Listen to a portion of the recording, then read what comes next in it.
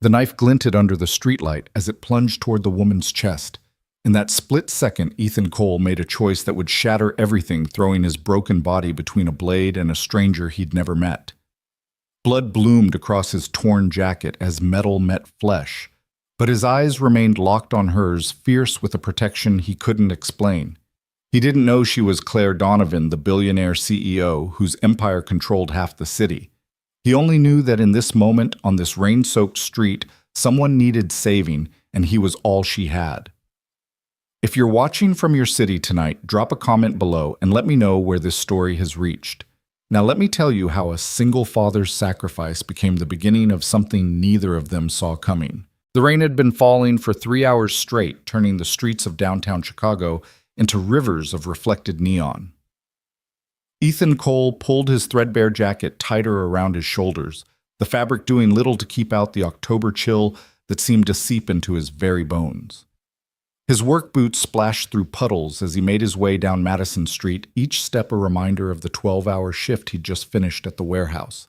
His phone buzzed in his pocket, a text from Mrs. Rodriguez, his neighbor who watched Emma after school. "She's asleep. Take your time coming home." He smiled despite his exhaustion. Emma, his 7-year-old daughter, was the only light in his increasingly dark world. 3 years since cancer took Sarah, 3 years of trying to be both mother and father, 3 years of barely keeping his head above water. The warehouse job paid just enough to cover rent and Emma's needs, but nothing more. No savings, no safety net, no room for error. Every month was a delicate balance of bills and priorities, choosing between new shoes for Emma or fixing the heating in their cramped apartment. Tonight he'd worked an extra shift, time and a half pay, that would cover Emma's field trip next week. She'd been talking about the Science Museum for weeks, her eyes bright with excitement about seeing real dinosaur bones. He paused under the awning of a closed boutique, checking his wallet. $37 until Friday. Enough for groceries if he was careful, maybe even a small treat for Emma. She'd been asking about those chocolate chip cookies from the bakery on Fifth Avenue, the ones with sea salt on top that cost $4 each. An absurd price for a cookie, but the way her face lit up when she ate one made every penny worth it. The street was nearly empty at this hour, just past 11 on a Tuesday night. Most sensible people were home warm in their beds, not trudging through the rain after a backbreaking shift, moving boxes that seemed to get heavier every year. At 34, Ethan felt decades older, his body bearing the weight of loss and responsibility that had aged him beyond his years. A woman emerged from the Ritz-Carlton up ahead, her silhouette sharp against the golden light spilling from the hotel's entrance. Even from a distance, Ethan could tell she didn't belong on the street at this hour. Her coat alone probably cost more than he made in 6 months, a cream-colored cashmere that seemed to repel the rain. She moved with purpose, her heels clicking against the wet pavement in a rhythm that spoke of confidence and urgency. Ethan lowered his head and moved to the far side of the sidewalk. He'd learned long ago that people like her preferred not to see people like him.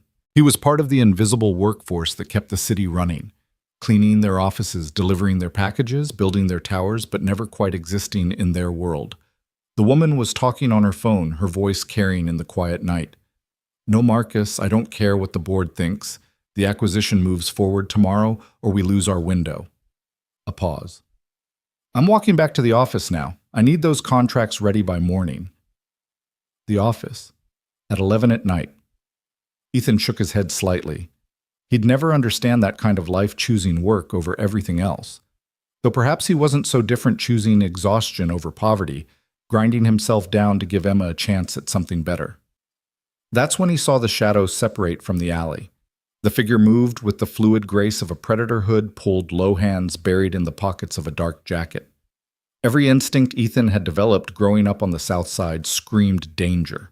The man was following the woman, matching her pace, closing the distance with calculated steps. The woman remained oblivious, still absorbed in her call. "Tell them I'll be there in 15 minutes. We can conference call Tokyo from my office." 10 feet. The hooded figure was only 10 feet behind her now. Ethan's feet slowed. This wasn't his problem. He had Emma to think about. Getting involved in strangers' troubles was a luxury he couldn't afford, but his eyes caught something that made his blood run cold, a glimpse of metal as the man's hand shifted in his pocket. A knife. "Hey!" Ethan called out before he could stop himself. His voice cracked from exhaustion. "Hey, lady!" The woman turned, irritation flashing across her features. She was younger than he'd expected, maybe 30, with sharp cheekbones and eyes that held the kind of focus he'd only seen in emergency room surgeons and soldiers. "Excuse me," but the hooded man was already moving. The knife came out in one smooth motion, its blade catching the streetlight as it arced toward her. The woman's eyes widened, her phone clattering to the ground, but she was frozen, that split second of disbelief that costs lives. Ethan's body moved without conscious thought. 12 feet became 6, then 3, then nothing as he threw himself forward. His shoulder caught the woman in the ribs, sending her sprawling onto the wet sidewalk just as the knife whistled through the space where she'd been standing. The attacker snarled, adjusting his grip, and Ethan found himself between the blade and the woman. No time to think, no time to plan. The knife came again, faster this time, aimed at his chest. Ethan twisted, but not fast enough. Fire erupted along his left side as the blade found flesh slicing through his jacket and the soft tissue beneath. "Run!" he shouted at the woman, but she was already scrambling to her feet, her expensive coat torn and muddy. The attacker lunged again, and this time Ethan caught his wrist. They grappled in the rain, feet slipping on the slick pavement. The man was younger, stronger, fueled by desperation, or drugs, or both. But Ethan had something else, the image of Emma waking up tomorrow without a father, alone in a world that had already taken her mother. "Give me the fucking purse," the attacker hissed, his breath hot and sour. "She doesn't have one," Ethan gritted out, using his weight to pin the man's knife hand against a parked car. It was true. The woman had emerged from the hotel with nothing but her phone, which now lay in pieces on the sidewalk. The realization seemed to enrage the attacker further. He drove his knee into Ethan's injured side, and the world went white with pain. Ethan's grip loosened for just a moment, but it was enough. The attacker wrenched free, the knife swinging wild. Ethan raised his arm to block, feeling the blade bite deep into his forearm. Blood ran hot down his arm, mixing with the cold rain. "Stop!" The woman's voice cut through the night. She'd grabbed a piece of rebar from a nearby construction site, holding it like a baseball bat. "I've called the police." Sirens wailed in the distance. Whether from her call or coincidence, Ethan didn't know. The attacker's head snapped toward the sound, calculating. Then he ran, disappearing into the maze of alleys that crisscrossed this part of the city. Ethan's knees hit the pavement hard. The adrenaline was fading, leaving only pain and a strange coldness spreading from his injuries.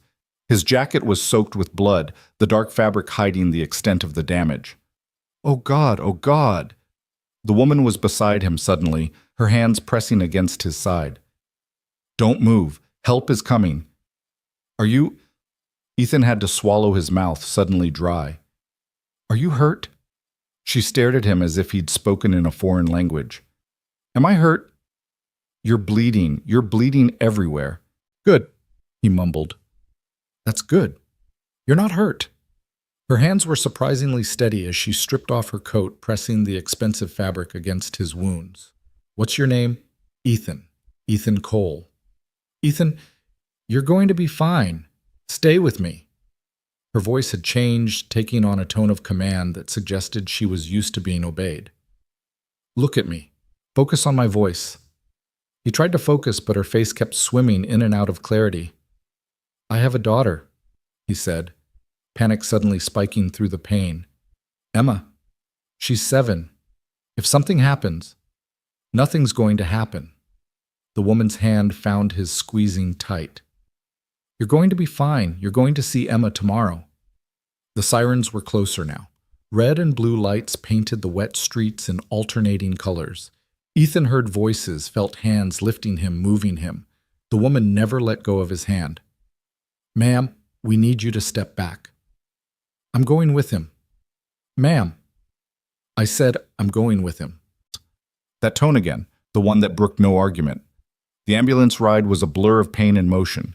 Ethan caught fragments, the woman arguing with someone on a new phone that had appeared from somewhere, demanding the best surgical team, threatening consequences if anything went wrong. He wanted to tell her it was okay, that he'd had worse, but forming words seemed impossibly difficult. "Claire," she was saying into the phone. "This is Claire Donovan. I need you to clear Trauma Bay 1 at Northwestern Memorial, now." The name meant nothing to Ethan in his current state, but he saw the EMT's eyes widen, saw him exchange glances with his partner. "Ms. Donovan, we're already en route to Northwestern. He's stable." "He saved my life," she said quietly, and something in her voice made everyone in the ambulance go still. "He stepped in front of a knife for a complete stranger, so you're going to give him the same care you'd give me. Better. Understood." The EMT nodded quickly. "Yes, ma'am." Ethan wanted to protest to say he didn't need special treatment, that his insurance probably wouldn't cover any of this. But darkness was creeping in from the edges of his vision, and Emma's face was all he could see. Her gap-toothed smile, the way she still reached for his hand when they crossed the street. How she insisted on reading him bedtime stories instead of the other way around. "Emma," he whispered. Claire leaned close. "Your daughter. Where is she?" "Mrs. Rodriguez, apartment 4B, Wellington Arms on Ashland. I'll make sure she's taken care of, I promise." The last thing Ethan remembered was the woman's face above him, her expression fierce with a determination he didn't understand. Then the darkness claimed him completely. He woke to the sound of machines beeping and the antiseptic smell that could only mean hospital. His side throbbed with a deep, insistent pain that morphine couldn't quite touch. His left arm was wrapped in bandages, immobilized against his chest. "Dad!" His heart nearly stopped. Emma was there, curled up in a chair beside his bed, her favorite stuffed elephant clutched in her arms. Mrs. Rodriguez sat beside her, but it was the other woman in the room that made Ethan's breath catch. Claire Donovan stood by the window, speaking quietly into her phone. In the daylight, without rain and blood and chaos, he could see her clearly. She was the kind of beautiful that came from good genetics and better maintenance, sharp features softened by expensive makeup. Blonde hair that fell in perfect waves despite what must have been a sleepless night. Her clothes were different, but no less expensive.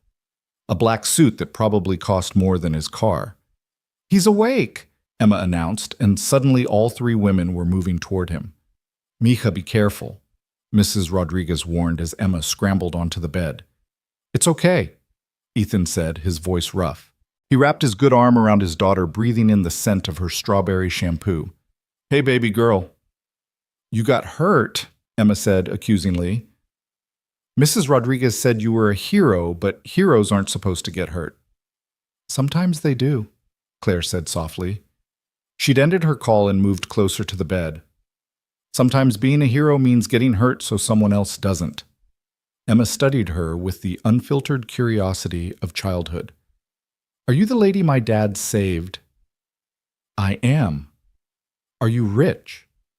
"Emma." Ethan groaned, but Claire laughed, a genuine sound that transformed her face. "Yes, I am." "Good," Emma said decisively. "Then you can pay for my dad's hospital. We don't have very good insurance." The innocence of the statement, the matter-of-fact way his 7-year-old had already learned to worry about medical bills, made Ethan's chest tight with something that had nothing to do with his injuries. "Emma, that's not already taken care of," Claire interrupted. "Everything, and I've arranged for a private room as soon as one becomes available." Ethan stared at her. "You can't—" "I can, and I have." Her tone was the same one she'd used with the EMTs.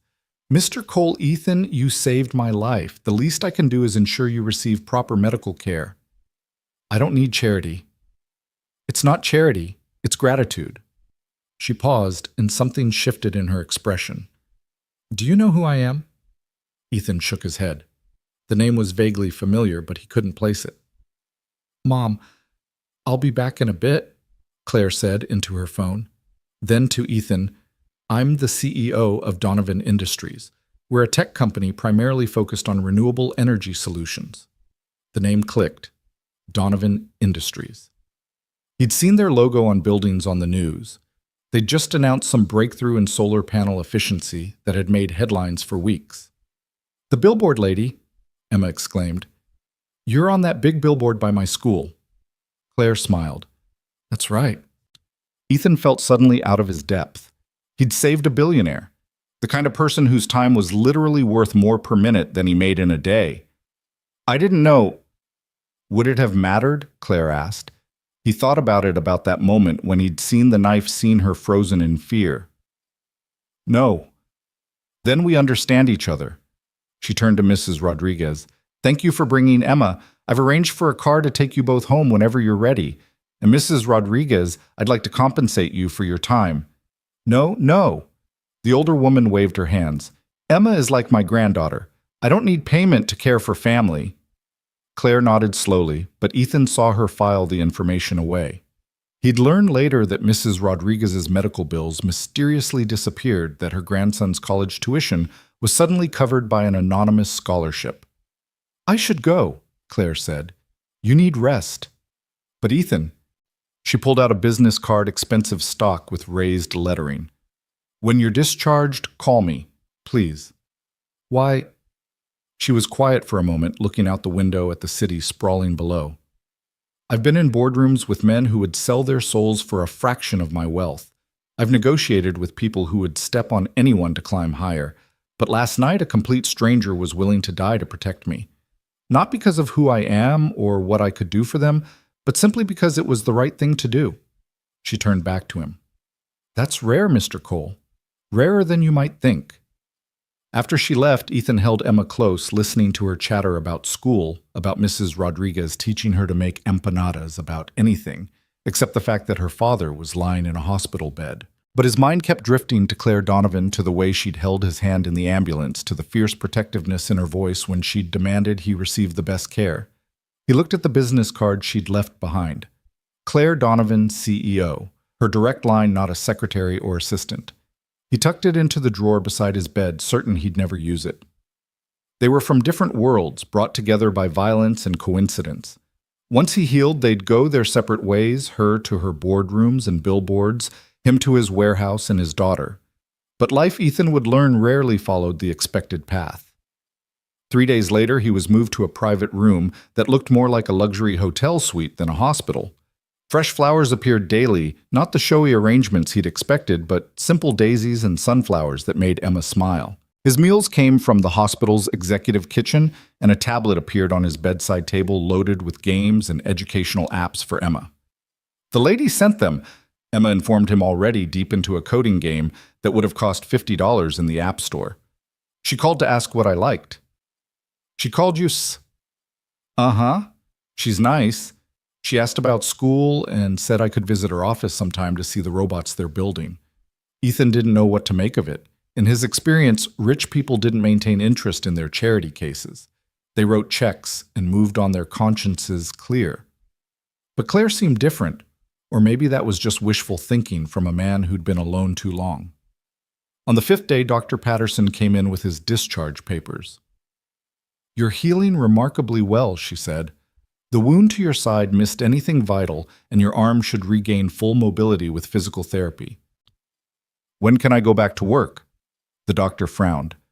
Mr. Cole, you need at least 3 weeks of recovery, longer if your job involves physical labor.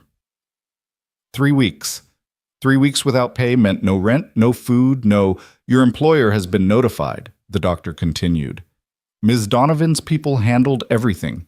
You'll receive full pay during your recovery, and your position will be waiting when you're cleared to return. Ethan stared at her. That's not possible. The warehouse doesn't...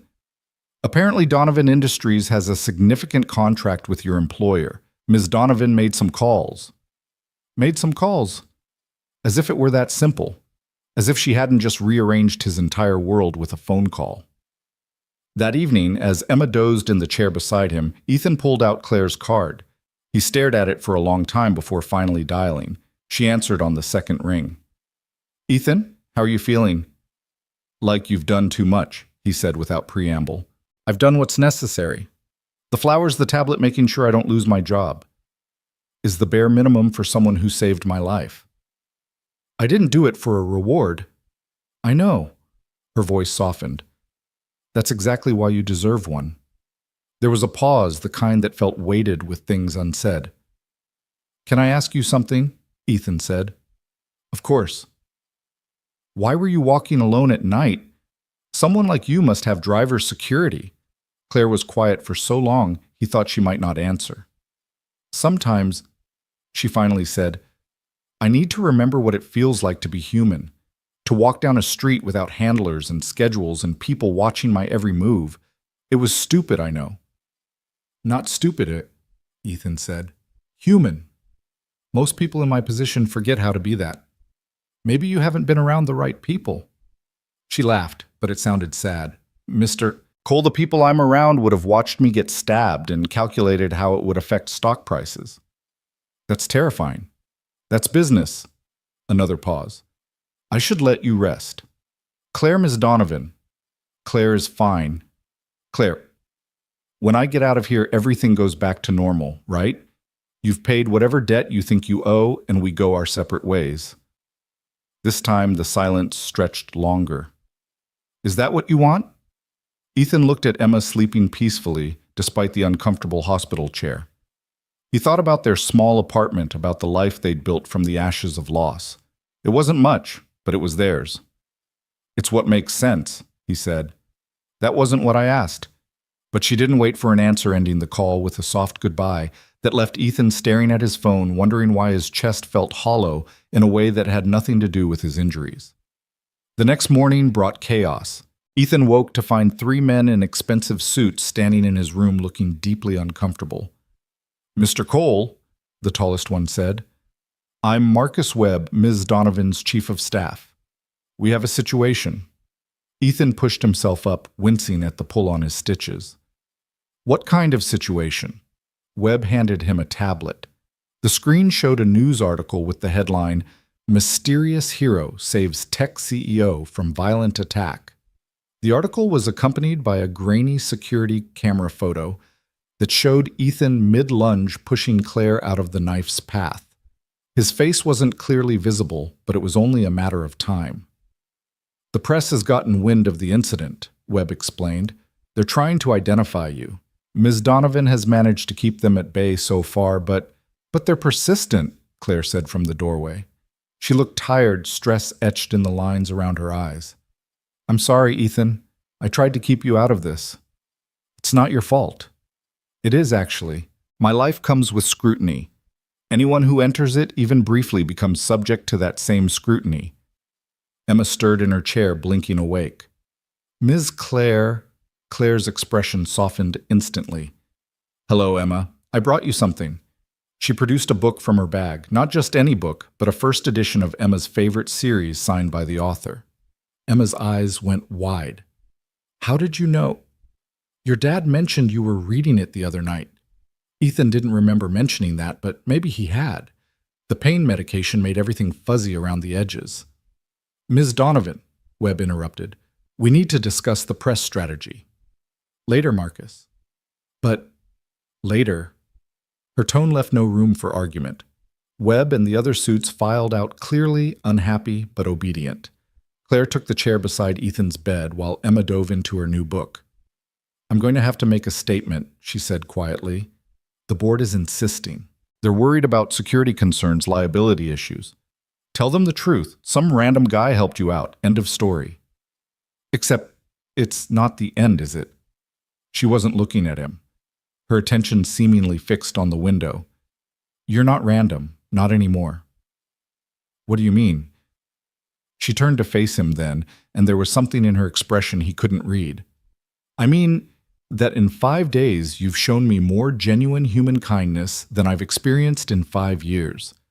Emma calls me just to tell me about her day. Your neighbor Mrs. Rodriguez invited me for Sunday dinner. Do you have any idea how long it's been since someone invited me to dinner without wanting something? We don't want anything either. Exactly. She stood abruptly. I should go. The lawyers are waiting. She was at the door when Ethan spoke. Claire, make your statement. Tell them whatever you need to tell them. But afterward, when the circus dies down, I'd like to buy you a cup of coffee. She turned back, surprise evident on her face. You want to buy me coffee? Well, I can't afford dinner, he said with a wry smile. But yeah, coffee. Somewhere normal where nobody knows who you are, where you can just be human for an hour. For a moment, she looked vulnerable in a way that had nothing to do with knives or dark streets. I'd like that, she said softly. I'd like that very much. After she left, Emma looked up from her book. Dad? Do you like Ms. Claire? She's nice, baby. That's not what I asked. 7 years old and already too perceptive for her own good. It's complicated, Em. Grown-ups always say that when they don't want to admit something. When did you get so smart? Tuesday, Emma said seriously, then giggled at his expression. That afternoon, Ethan watched Claire on the news giving a carefully crafted statement about the attack. She thanked her heroic protector, but didn't reveal his name, citing privacy concerns. She looked every inch the powerful CEO, polished professional, untouchable. Nothing like the woman who'd held his hand in the ambulance or laughed at Emma's jokes. The story would have ended there, a brief intersection of two very different lives, if not for what happened next. Ethan was filling out discharge paperwork when his phone rang. Unknown number. Mr. Cole, this is Detective Patricia Morse with the Chicago PD. We've arrested the man who attacked you and Ms. Donovan. That's good news. Yes and no. He's talking Mr. Cole. Claims someone paid him to attack Ms. Donovan specifically. This wasn't a random mugging. Ethan's blood went cold. Someone tried to have her killed. That's what we're investigating. We'll need you to come in for additional questioning. And Mr. Cole, you might want to let Ms. Donovan know. She could still be in danger. Ethan hung up and immediately dialed Claire's number. It went to voicemail. He tried again. Nothing. Mrs. Rodriguez, he called to his neighbor who was packing up Emma's things. I need you to watch Emma for a little longer. Ethan, you're in no condition. But he was already pulling on his jacket, ignoring the screaming protest from his injuries. He knew where Claire's office was. Everyone in Chicago did. The Donovan Tower was a gleaming monument to sustainable architecture, 40 stories of solar panels and vertical gardens. He caught a taxi bleeding through his bandages by the time he reached the tower. Security tried to stop him at the entrance. I need to see Claire Donovan. Now. Sir, you need an appointment. Call her. Tell her Ethan Cole is here, and it's about the attack. The guard looked skeptical, but made the call. His expression changed rapidly. Yes, ma'am. Right away. He turned to Ethan. Express elevator to the 40th floor. She's waiting. The elevator ride seemed endless. Ethan pressed his hand to his side, feeling wetness seep through. He'd definitely torn something, but it didn't matter. The detective's words echoed in his head. Someone paid him. The elevator opened directly into Claire's office, a massive space with floor-to-ceiling windows offering a panoramic view of the city. Claire was there along with Webb and several other people in suits. Ethan, what are you... She stopped seeing the blood on his shirt. Oh my God, you're bleeding. Someone paid him, Ethan said without preamble. The attacker. The police just called. Someone paid him to kill you. The room went very quiet. That's impossible, Webb said. Who would... Get out, Claire said quietly. Ms. Donovan. Everyone out. Now. They filed out reluctantly, leaving Claire and Ethan alone in the vast office. She moved toward him, hands reaching for his injury, but he caught her wrist gently. Who wants you dead, Claire? She laughed, but it was bitter. Take your pick. Competitors, board members who think I'm too young, too female, too aggressive. My ex-husband, who's still furious about the divorce settlement. The oil companies were putting out of business with our solar tech. This is your life, people wanting you dead.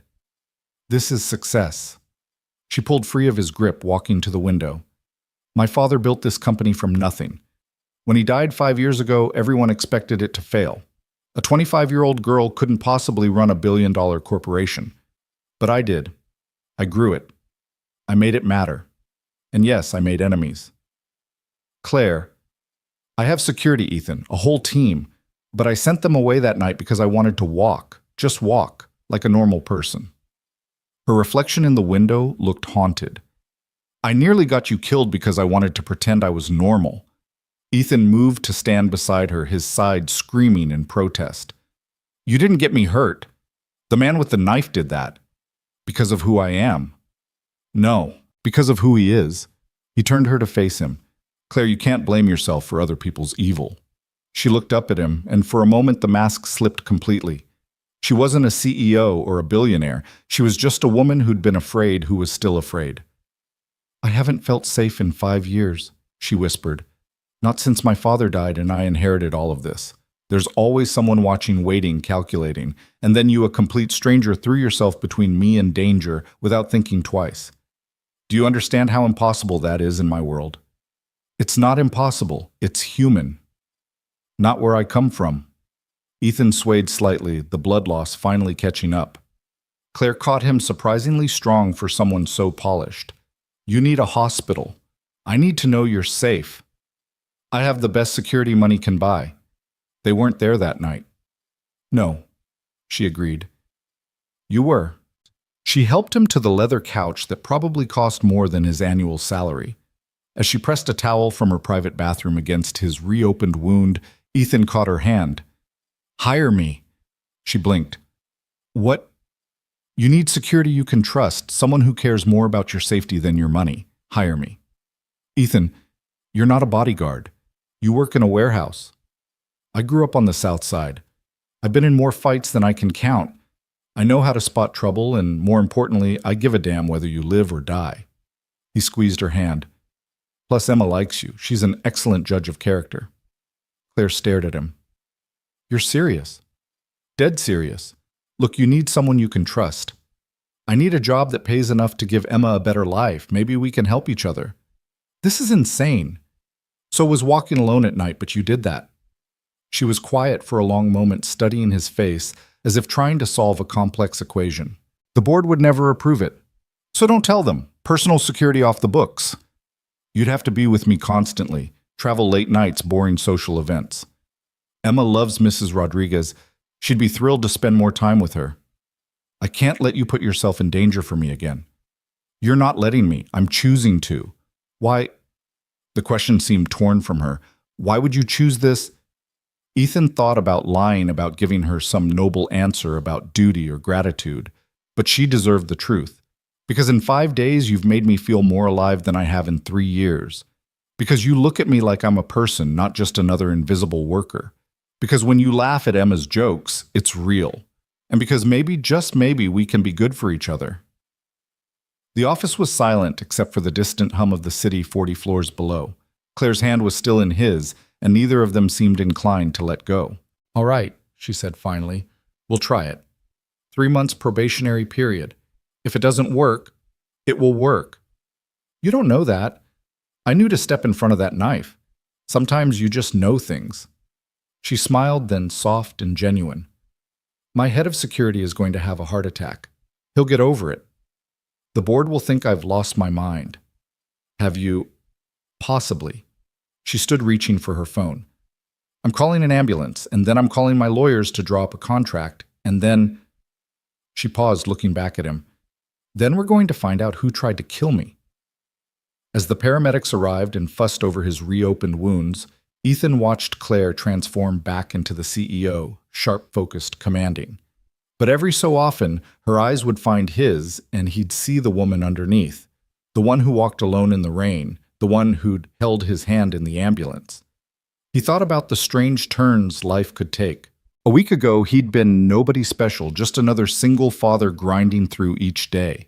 Now he was about to become the personal bodyguard to one of the most powerful women in Chicago. It should have been terrifying. Instead, it felt like the first right thing to happen since Sarah died. His phone buzzed with a text from Emma. Dad, are you coming home? Mrs. Rodriguez is teaching me to make tamales, but I want to show you my new book. He smiled, texting back, soon, baby. Things are about to change, but I'll be home soon. He had no idea how much of an understatement that would prove to be. The contract arrived the next morning, delivered by a courier who looked bewildered to be standing in the hallway of the Wellington Arms apartment building. Ethan signed for it while balancing on crutches, his side still tender from yesterday's impromptu trip to Claire's office. Fancy envelope, Mrs. Rodriguez observed from her doorway, Emma peeking out beside her. Your new boss doesn't do things halfway. Ethan carried the package inside, settling at their small kitchen table. The contract was 20 pages of dense legal text, but the basics were clear. Personal security consultant. The salary made him blink twice more than triple what he made at the warehouse, with full benefits of vehicle allowance and an education fund for Emma. Dad, why are you crying? Emma climbed onto his lap, careful of his injuries. I'm not crying, baby. Just happy. Happy tears are okay. she said sagely. Mom used to have those when she watched us together. The casual mention of Sarah still had the power to steal his breath. Emma rarely talked about her mother anymore, as if preserving those memories required a kind of silence.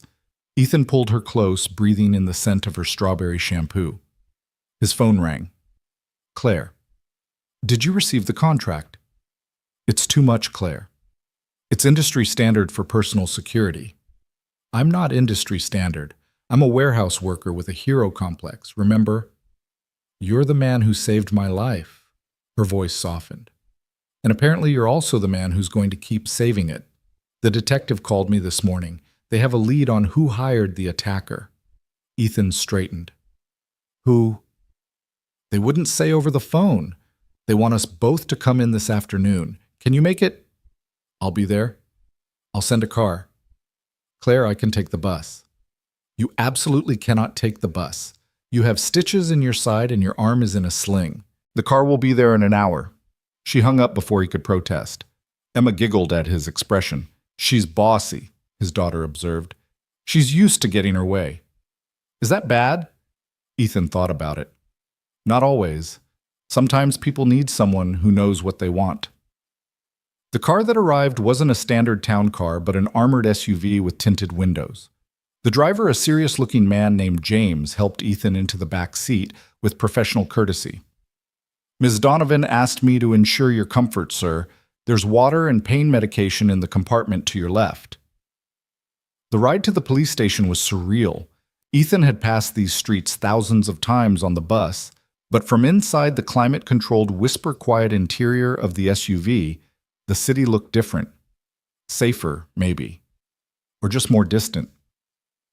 Claire was already at the station, flanked by lawyers. She looked immaculate in a navy suit, but Ethan noticed the tension in her shoulders, the way her fingers drummed against her thigh. You made it, she said, and something in her expression relaxed slightly.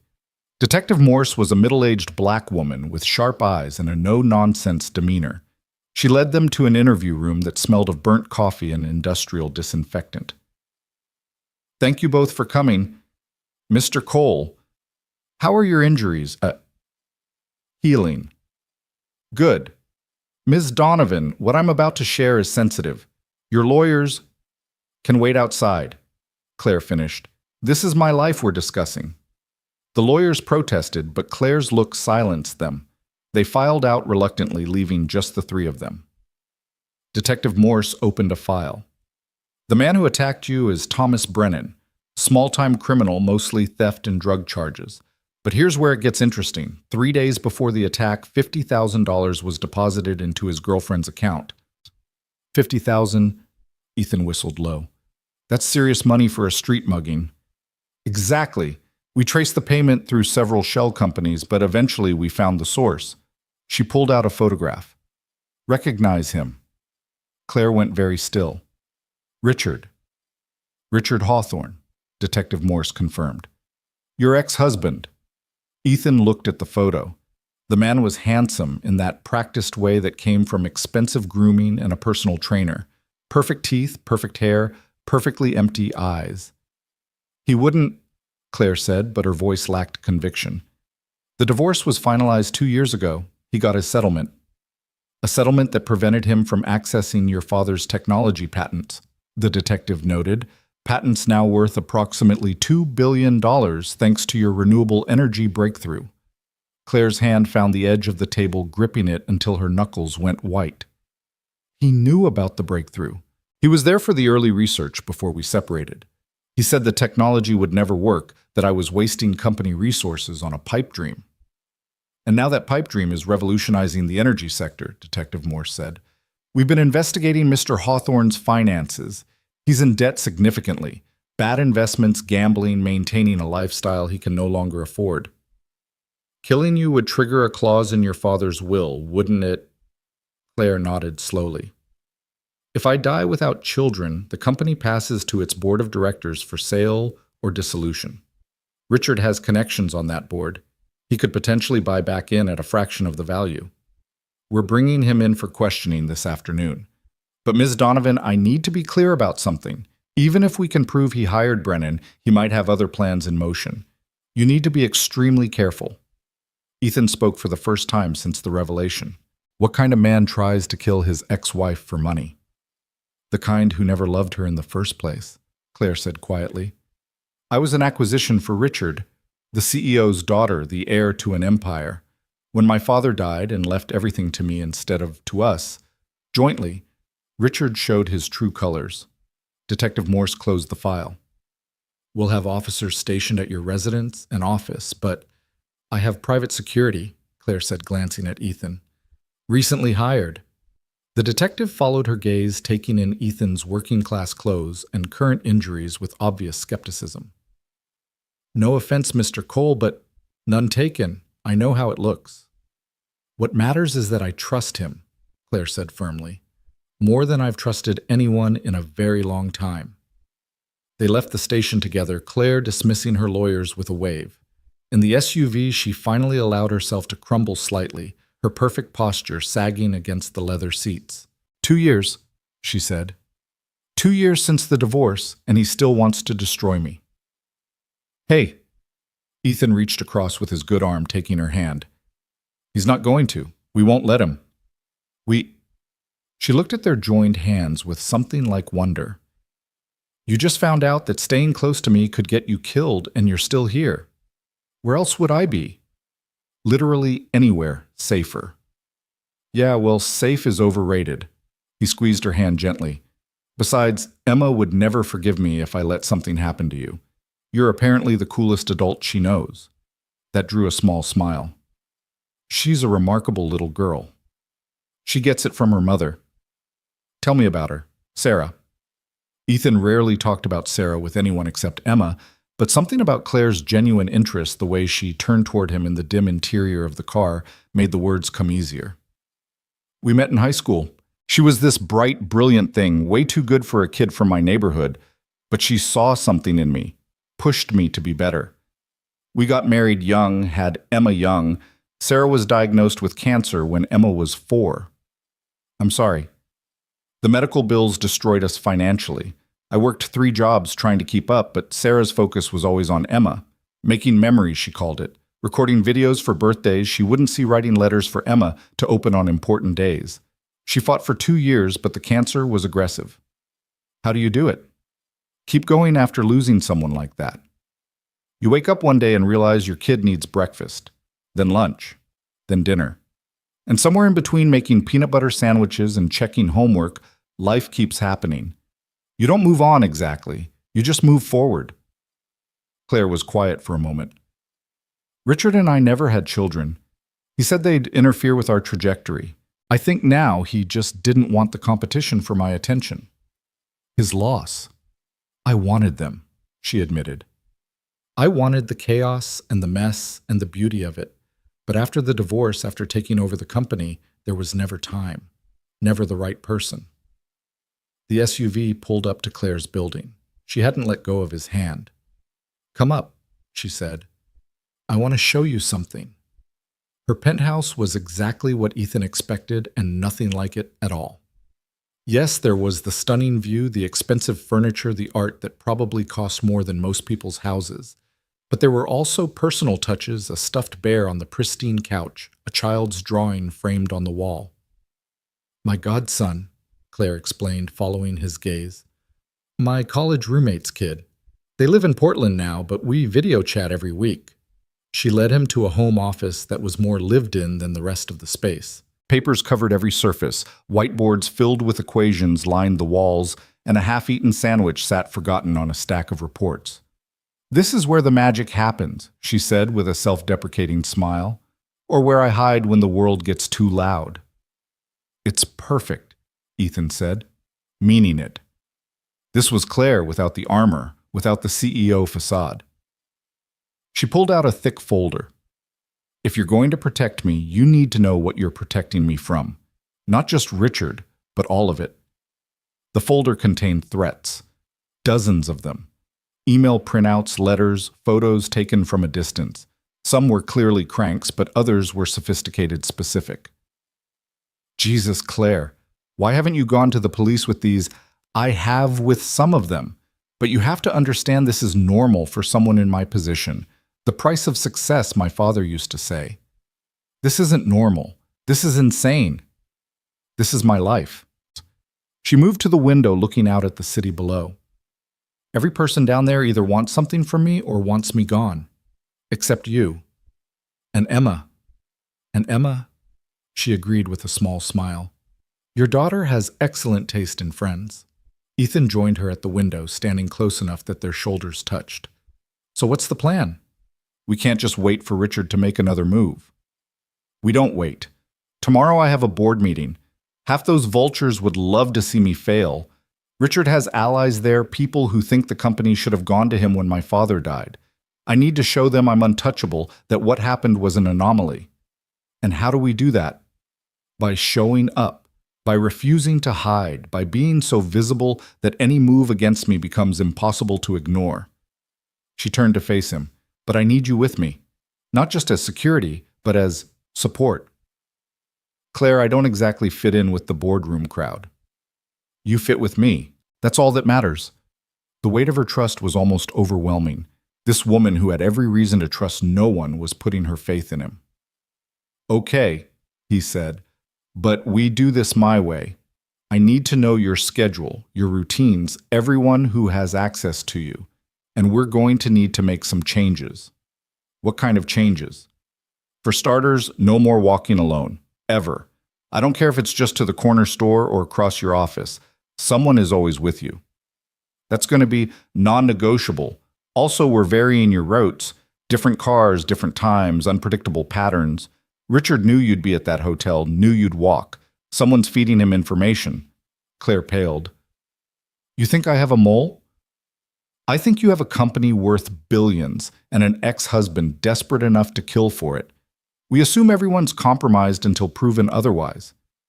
Even Marcus. He's been with me since the beginning.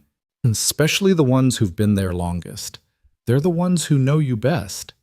She sank into her desk chair, suddenly looking exhausted. This is my father's company. These people are like family. Family can betray you too. Speaking from experience, my uncle sold my location to a gang I'd testified against for $50 and a case of beer. Blood doesn't mean loyalty. How do you trust anyone after something like that? You don't. You choose. Every day you choose who deserves your faith, and sometimes you get it wrong, but that doesn't mean you stop choosing. His phone buzzed. Emma texting from Mrs. Rodriguez's phone. Dad, when are you coming home? Mrs. R made arroz con leche, but I want to eat it with you. Claire read the message over his shoulder. Go, be with your daughter. Come with me. She blinked in surprise. What? Come have dinner with us. Mrs. Rodriguez always makes too much food, and Emma would love it. Plus, it's safer than you being here alone. Ethan, I can't just show up at your neighbor's apartment. Why not? Because people like me don't. Because you're human and you need to eat dinner. Come on, Claire. You said you wanted to be normal sometimes. This is normal. Dinner with friends. Emma chattering your ear off, Mrs. Rodriguez trying to feed you until you burst. She looked tempted but uncertain. I wouldn't want to impose. The only imposition would be if you said no and broke Emma's heart. She's been asking when you're visiting again. That decided it. Claire grabbed a jacket, still designer, but at least more casual than her suit, and followed him to the elevator. Should I bring something wine dessert? Just yourself. That's enough. The ride to his neighborhood was a journey between worlds. The gleaming towers gave way to older buildings, designer boutiques replaced by corner bodegas, luxury cars by beaten-up sedans. Claire watched it all with curious eyes, not fearful or judgmental, just interested. You grew up here. Few blocks over, rougher area but same idea. People looking out for each other, raising kids together, making something from nothing. The Wellington Arms looked shabbier than usual with Claire beside him, but she didn't seem to notice. She was too busy watching the kids playing in the courtyard, the women gossiping on the steps, the men working on a car in the parking lot. It's alive, she said softly. My building is beautiful, but it's not alive like this. Mrs. Rodriguez opened her door before they could knock, Emma bouncing beside her. Miss Claire, Dad said you might come. I saved you a seat and everything. The apartment was small but warm, filled with the smell of sofrito and something sweet baking in the oven. Claire fit into the chaos surprisingly well, helping Emma set the table while listening to Mrs. Rodriguez's story about her grandson's latest soccer game. Over dinner, arroz con pollo beans, sweet plantains, and enough food for twice their number. Ethan watched Claire transform. The tension bled from her shoulders, her laugh came easier, and she even attempted Spanish when Mrs. Rodriguez taught her phrases. Tu español es muy bueno, Mrs. Rodriguez said encouragingly, though Claire's pronunciation was atrocious. You're being very kind, Claire replied. I sound like a tourist guidebook. But you try, that's what matters. Emma regaled them with school stories, showing Claire her latest art project, a painting of a family that now included a blonde figure she insisted wasn't anyone in particular but looked suspiciously like Claire. This is nice, the little girl announced, like a real family dinner. The words hung in the air for a moment, heavy with implication. Ethan started to redirect the conversation, but Claire spoke first. It is nice, the best dinner I've had in years. Even better than fancy restaurants. Especially better than fancy restaurants? They never have dessert as good as Mrs. Rodriguez's flan. Mrs. Rodriguez beamed immediately, cutting Claire an extra-large piece. As the evening wound down, Ethan walked Claire to the SUV where James waited patiently. Thank you, she said, for this, for showing me this. This life, real life, not the performance I've been living, but actual messy, beautiful life. It's here whenever you want it. She looked back at the building where Emma waved from Mrs. Rodriguez's window. I think I might want it a lot. Good, because Emma's already planning next week's dinner. Fair warning, she wants to teach you to play her favorite board game. It involves a lot of questionable rules she makes up as she goes. Sounds perfect. Claire hesitated, then stepped closer. Ethan, what are we doing? Right now we're saying goodnight. You know what I mean. He did. The space between them had been shrinking all day, the professional boundaries blurring into something neither of them had named yet. We're figuring it out as we go, he said. Is that okay? I'm used to 5-year plans and strategic projections. How's that working out for you? Well, my ex-husband is trying to kill me, so not great. Then maybe it's time to try something different. She stood on her toes and kissed his cheek, her lips warm against his skin. Good night, Ethan. Tomorrow's going to be interesting. As the SUV pulled away, Ethan touched the spot where she'd kissed him, wondering how his life had changed so completely in just a week. From warehouse worker to bodyguard, from single father, barely making it to someone who might actually be able to give Emma the life she deserved. But more than that, from alone to whatever this was with Claire. Not alone, certainly. Not anymore. His phone buzzed. Claire. Made it home safe. Thank you again for tonight. For everything. He texted back, all part of the job. Her response was immediate. Liar. This stopped being about the job the moment you held my hand in that ambulance. She wasn't wrong, but tomorrow would bring enough complications, board meetings, Richard's arrest, the media circus that would inevitably follow. Tonight, Ethan climbed the stairs to his apartment, where Emma waited in her pajamas for her bedtime story, and let himself believe that maybe, just maybe, they were all going to be okay. The next morning arrived too soon and not soon enough. Ethan stood in front of his closet, realizing he owned nothing appropriate for a corporate board meeting. His best option was a black suit he'd worn to Sarah's funeral, now 3 years out of style and showing its age. A knock at the door interrupted his deliberation. A delivery man stood outside with a garment bag. Ethan Cole. Yeah. Delivery from Ms. Donovan. Inside was a perfectly tailored charcoal suit, crisp white shirt, and a subtle blue tie that probably cost more than his monthly rent. A note in Claire's handwriting read, "Don't argue. You need to look the part. The armor matters in this battlefield. See." The suit fit perfectly, of course. Claire had probably had James take his measurements somehow, or maybe she just had that uncanny ability wealthy people seem to possess to know things without asking. Emma's eyes widened when he emerged from his bedroom. "Dad, you look like James Bond." "I feel like an imposter." "Ms. Claire says everyone feels like that sometimes. She told me she feels like she's pretending to be a grown-up in her dad's office." When had Claire told her that Ethan was continually surprised by the relationship developing between his daughter and the CEO, conducted through phone calls and texts he only partially knew about? The SUV arrived at 8 sharp. Claire was already inside, dressed in a power suit that made yesterday's outfit look casual. But her fingers were tapping that nervous rhythm against her thigh again. "You clean up nice," she said. But her smile didn't reach her eyes. "What's wrong?" "Richard's lawyers got him released on bail last night. $1 million, but he paid it immediately." "How you said he was in debt?" "That's what worries me. Someone's backing him. Someone with deep pockets who wants me gone as much as he does." The boardroom was on the 38th floor, a monument to corporate power with its long mahogany table and wall of windows. 12 board members were already assembled, most of them men old enough to be Claire's father, all wearing expressions of barely concealed condescension. "Gentlemen," Claire said, taking her place at the head of the table. "And Margaret," she added, nodding to the lone woman. "Thank you for accommodating this emergency meeting." "Is it true?" demanded a heavy-set man with a red face. "About the attack, about Richard. It's true that I was attacked. It's true that Richard has been arrested in connection with that attack. Everything else is speculation and gossip, which I trust this board is above." "This is exactly what we warned about," another man interjected. "A young woman running a company of this magnitude, it invites nothing," Claire cut him off. "Unless you're suggesting that my gender somehow forced Richard to allegedly hire someone to kill me." "Of course not," the man backpedaled. "But the optics. The optics are that Donovan Industries continues to outperform every projection despite attempts on my life. Our solar technology is 3 years ahead of any competitor. Our stock has risen 40% in the last quarter alone. If that's the result of a young woman's leadership, then perhaps more companies should try it."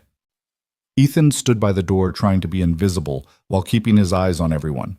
One board member in particular caught his attention, a younger man, maybe 40, who kept checking his phone and glancing at the door. "The real question," Claire continued, "is whether this board stands behind its CEO or whether it allows personal prejudices and possibly criminal conspiracies to undermine the company my father built." "That's a strong accusation," Margaret said carefully. "Are you suggesting someone on this board is involved?" "I'm suggesting that Richard didn't act alone. He had information about my schedule that only someone with inside access could provide. So yes, I'm suggesting we have a traitor in this room." The room erupted in indignant protests. The younger man Ethan had been watching stood abruptly. "This is ridiculous. I have a meeting." "Sit down, David," Claire said coldly. "No one leaves until we're finished." David Morse. Ethan recognized the name from Claire's files. A recent addition to the board, with ties to several competing energy companies, remained standing. "You can't keep us here." "Actually, I can. Security has sealed the floor. We're going to have a very honest conversation about loyalty, about the future of this company, and about who might benefit from my death." Ethan moved subtly to block the door. David's hand went to his pocket and Ethan tensed, but the man only pulled out his phone. "This is imprisonment. I'm calling my lawyer." "Please do," Claire said. "I'm sure they'll be fascinated to hear about the $50,000 transferred from your offshore account to Richard Hawthorne's lawyer 2 days ago." The room went silent. David's face drained of color. "I don't know what you're talking about." Claire pulled out a tablet, sliding it down the table. "Banking records. Amazing what a good forensic accountant can find when properly motivated. You've been feeding Richard information for months, meeting with him, planning this. You can't prove—" "I can, actually. You see, David, when you met with Richard last week at that charming little bar on Rush Street, you didn't notice the security camera across the street, or the fact that Richard, desperate and sloppy, kept every text you sent him." David lunged for the door, but Ethan was ready. He caught the man's arm, twisting it behind his back in one smooth motion that sent David to his knees. "I wouldn't," Ethan said quietly. "I've had a really long week." Security arrived moments later, the real security, not the compromised ones David had been counting on. As they led him away, David turned back to Claire. "You think you've won?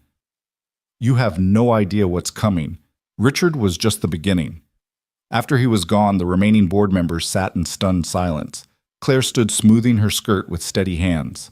"Anyone else have concerns about my leadership they'd like to discuss?" No one spoke. Good. Then I moved to dissolve this board effective immediately and reconstitute it with members who actually support this company's vision. All in favor. Margaret's hand shot up first, followed slowly by others. When the vote was counted, it was unanimous. No one wanted to be seen opposing Claire after what they'd just witnessed. As the board members filed out murmuring amongst themselves, Claire finally allowed herself to sag slightly against the table. You okay? Ethan moved beside her. That was terrifying. You didn't look terrified. You looked like you were born to do that. Smoke and mirrors. Inside, I was screaming. She looked up at him. Thank you for stopping David. That's the job, right? No, she said softly. That's you. Before he could respond, his phone rang. Mrs. Rodriguez, and she was crying. Ethan, something's happened. Emma, she's gone. The world tilted on its axis. Ethan gripped the edge of the boardroom table, his knuckles white, the phone pressed so hard against his ear he could hear his own pulse. What do you mean she's gone? His voice came out strangled, unrecognizable. Mrs. Rodriguez was sobbing, her words coming in fractured pieces. I walked her to school like always. She went inside. But the principal just called. She never made it to class. The security footage, someone took her from the playground. A man.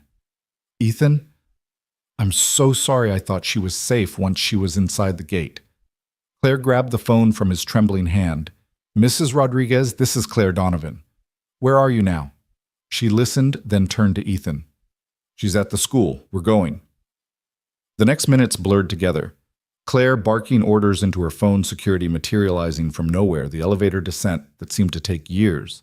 Ethan couldn't breathe, couldn't think beyond the image of Emma, his baby, his whole world scared and alone with a stranger.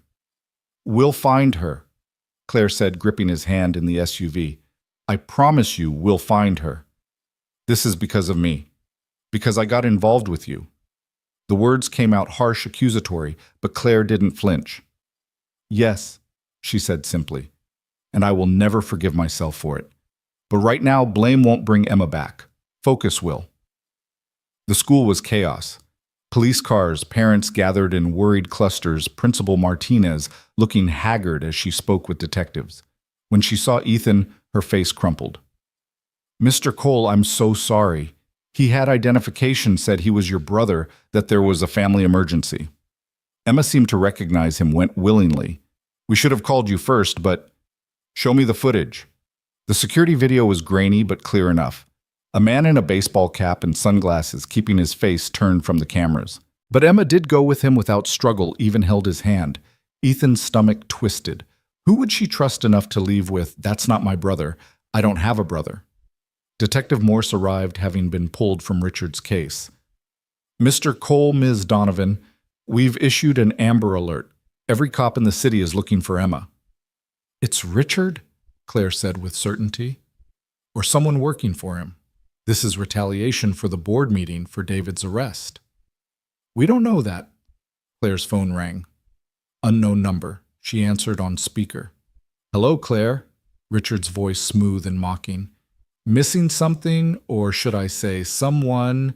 Ethan lunged for the phone, but Claire held up a hand mouthing Trace to Detective Morse. Richard, if you hurt her. Hurt her. I'm not a monster, Claire. The little girl is fine. Eating ice cream, actually. Strawberry, I believe. She's quite charming. Takes after her father. What do you want? Claire's voice was steady, but Ethan could see her hand shaking. What I've always wanted. What was stolen from me. The company. Sign it over, all of it, and the girl goes home safe. You know I can't do that. The board? You just dissolved the board. Remember your little power play this morning that makes you sole decision maker until a new board is constituted. You have 3 hours to transfer ownership. I'll call with instructions. Richard, please. 3 hours, Claire, or Ethan learns what real loss feels like. The line went dead. Ethan was moving before anyone could stop him out the door down the hall. Claire caught him at the SUV. Where are you going? To find my daughter. How? We don't even know where they are. I know Richard. I studied him when you hired me. He's arrogant, needs to feel in control. He'll keep her somewhere familiar, somewhere he feels powerful. His penthouse. Too obvious. The police will check there first. Ethan thought furiously. You said he had gambling debts. Where did he gamble? Private clubs mostly, but there was one place. The Riverside Casino. He had a suite there, used it for meetings he didn't want on the books. That's where she is. Detective Morse had followed them out. We can't just storm a casino on a hunch. Then I'll go alone. Ethan, that's insane, Claire protested. You're injured. You're not thinking clearly.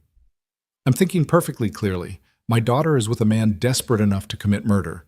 Every second we waste arguing is a second she's in danger. Claire turned to Detective Morse. Get a warrant, whatever it takes. Then to Ethan, we're not letting you go alone. Claire, non-negotiable. Emma is important to me too. We do this together. The ride to the casino felt eternal. Ethan's mind kept conjuring horrible scenarios, each worse than the last. Emma crying for him. Emma hurt. Emma afraid. His hands clenched and unclenched the movement, pulling at his stitches until fresh blood spotted his shirt. Tell me about the ice cream, Claire said suddenly. What? Emma's favorite, strawberry. Tell me about it. Ethan recognized what she was doing, giving him something to focus on besides the terror. She's been obsessed with strawberry everything since she was 3. Sarah used to make homemade strawberry ice cream for her birthday. I tried to continue the tradition, but mine never tastes quite right. You'll make it for her next birthday. Together we'll figure out the recipe. How can you be so sure? Because the alternative is unacceptable. Claire's voice was steel. We're getting her back, Ethan. Richard might be desperate, but he's not stupid. He knows hurting a child would destroy any leverage he has.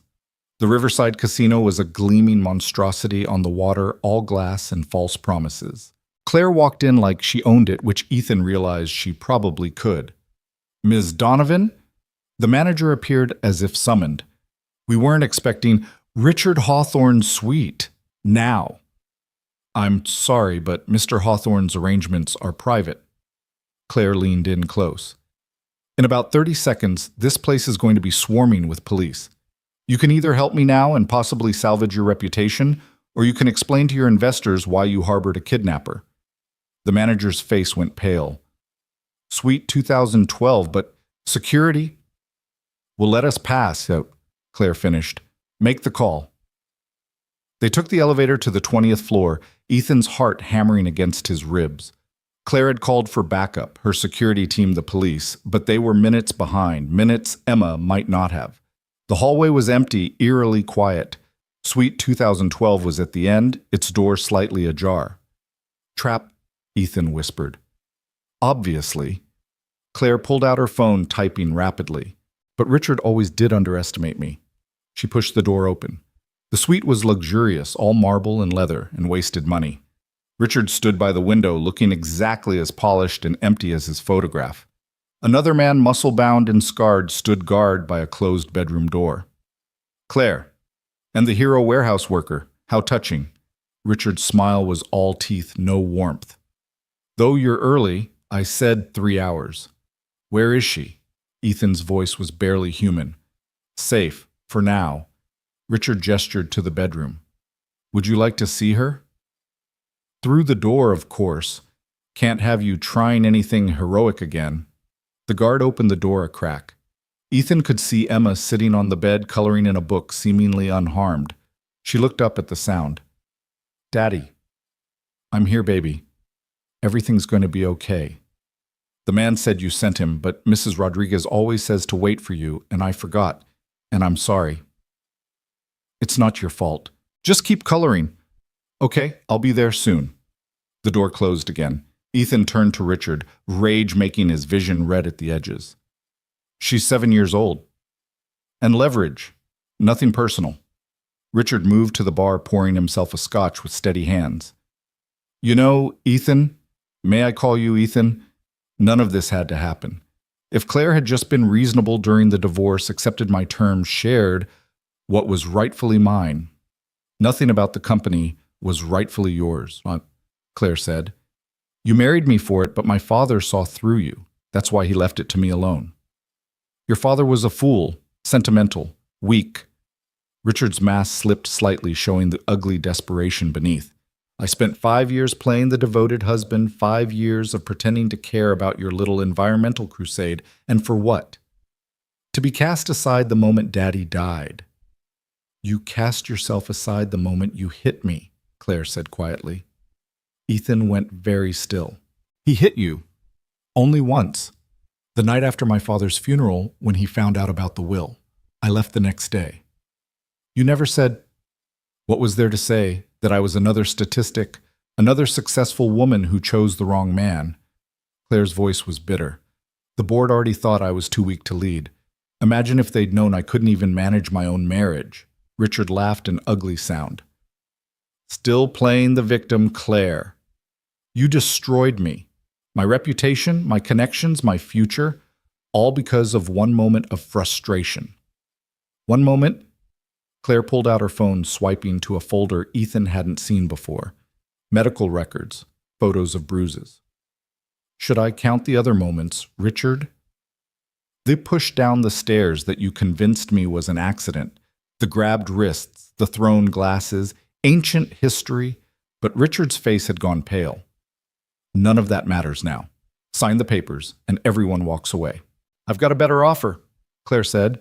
You release Emma. Now turn yourself in, and I don't release these records to every media outlet in the city. You might avoid jail time for the kidnapping claim. It was a misunderstanding. You thought you were helping.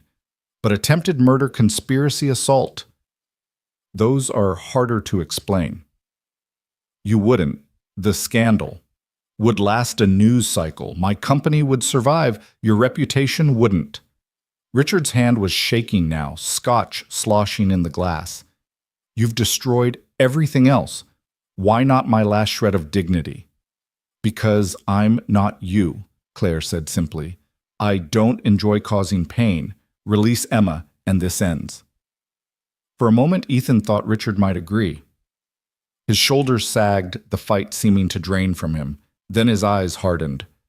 No, I've come too far to walk away with nothing. He pulled a gun from his jacket, pointing it at Claire. Sign the papers or I paint this room with your blood. Then the kid disappears.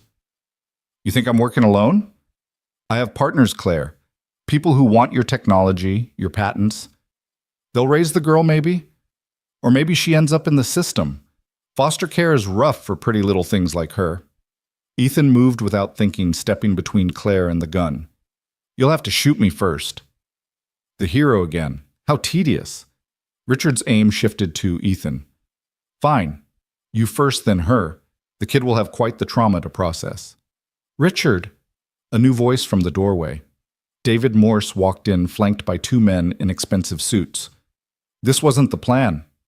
Plans change, David. Your arrest necessitated improvisation. My arrest was temporary. My lawyers will have me out within the hour. But this, David gestured at the scene, kidnapping a child, murder.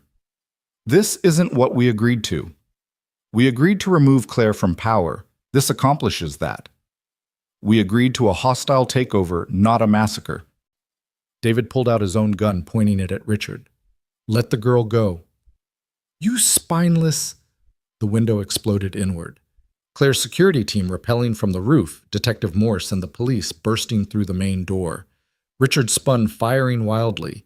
Ethan felt the bullet whisper past his ear, saw Claire dive behind the couch, heard Emma scream from the bedroom.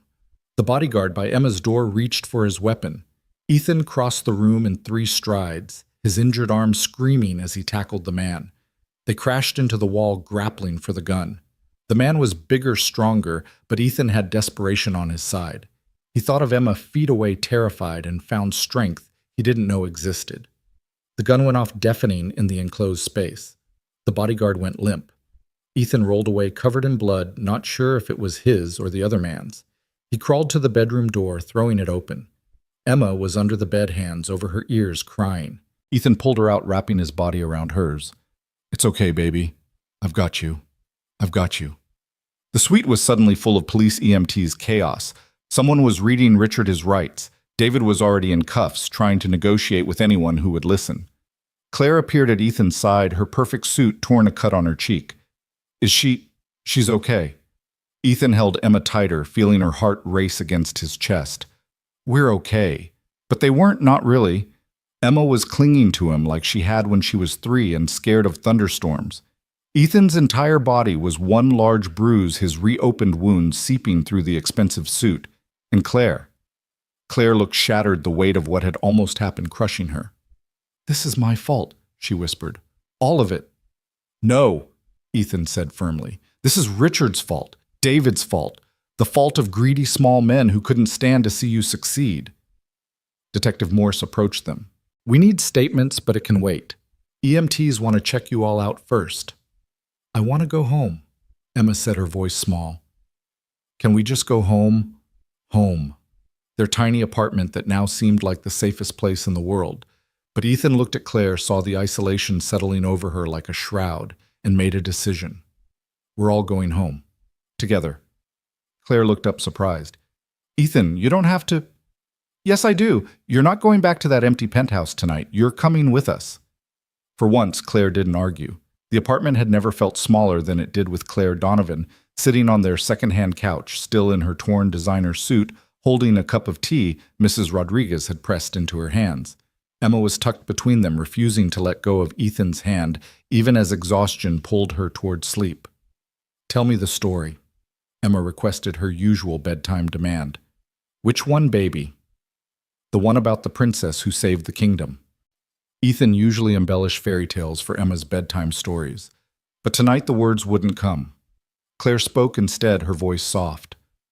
"Once upon a time, there was a princess who thought she had to save the kingdom all by herself. She built tall walls around her castle and worked day and night to protect her people. But the walls that kept danger out also kept friendship out. Love out. Life out." Emma's eyes were growing heavy. "That's sad."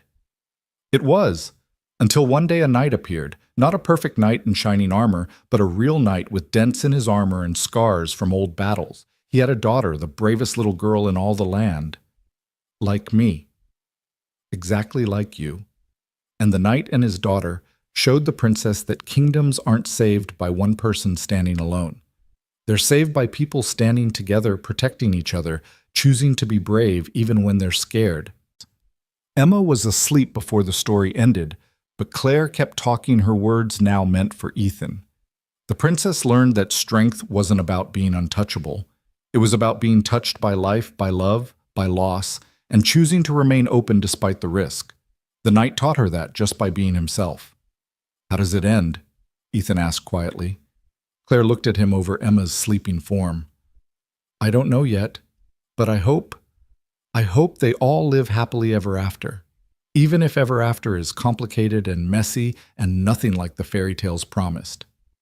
"The best stories usually are." Mrs. Rodriguez bustled in from the kitchen where she'd been pretending not to eavesdrop. "The child needs her bed. You both need rest and proper food. I'll make soup." As Ethan carried Emma to her room, he heard Mrs. Rodriguez speaking to Claire in rapid Spanish, then slower English. "You love them, both of them." "I've known them a week," Claire protested. "And love doesn't follow schedules.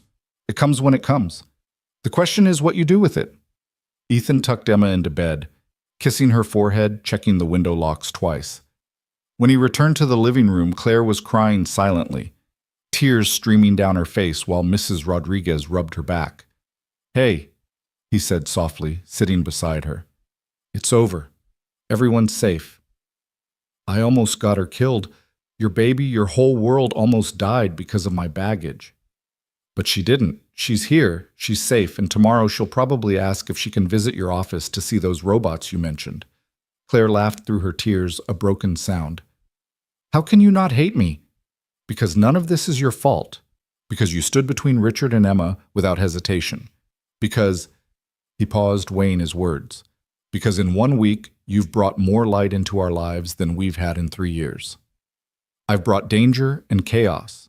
You've brought purpose and possibility." He took her hand, threading their fingers together.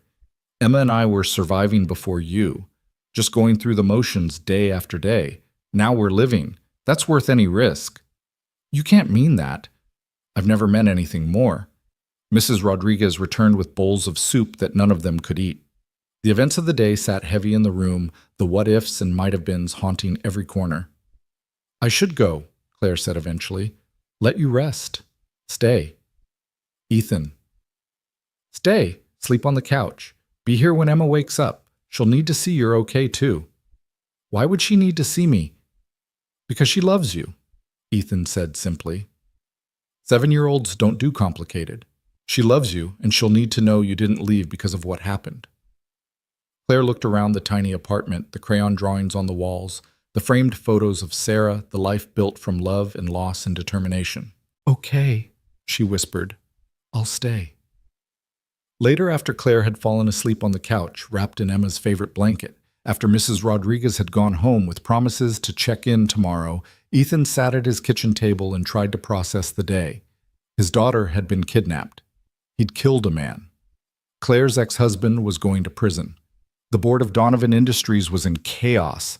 And somehow, in the middle of all that violence and terror, something else had crystallized. He loved her. This brilliant, broken, brave woman who'd crashed into his life a week ago. It was too fast, too complicated, too everything. But it was also undeniable. His phone buzzed, a text from an unknown number. "This isn't over. David and Richard were amateurs. The real players are coming. Protect her. A friend." Ethan deleted the message, but the words lingered. He looked at Claire sleeping on his couch at Emma's door at the life they were trying to build from the wreckage. Tomorrow would bring new challenges. The media would descend the story of the CEO and the warehouse worker who saved her going viral. There would be questions, investigations, threats both old and new. The fairy tale was far from over and not all dragons had been slain. But tonight his daughter was safe in her bed. The woman he was falling in love with was safe in his home. And for now that was enough.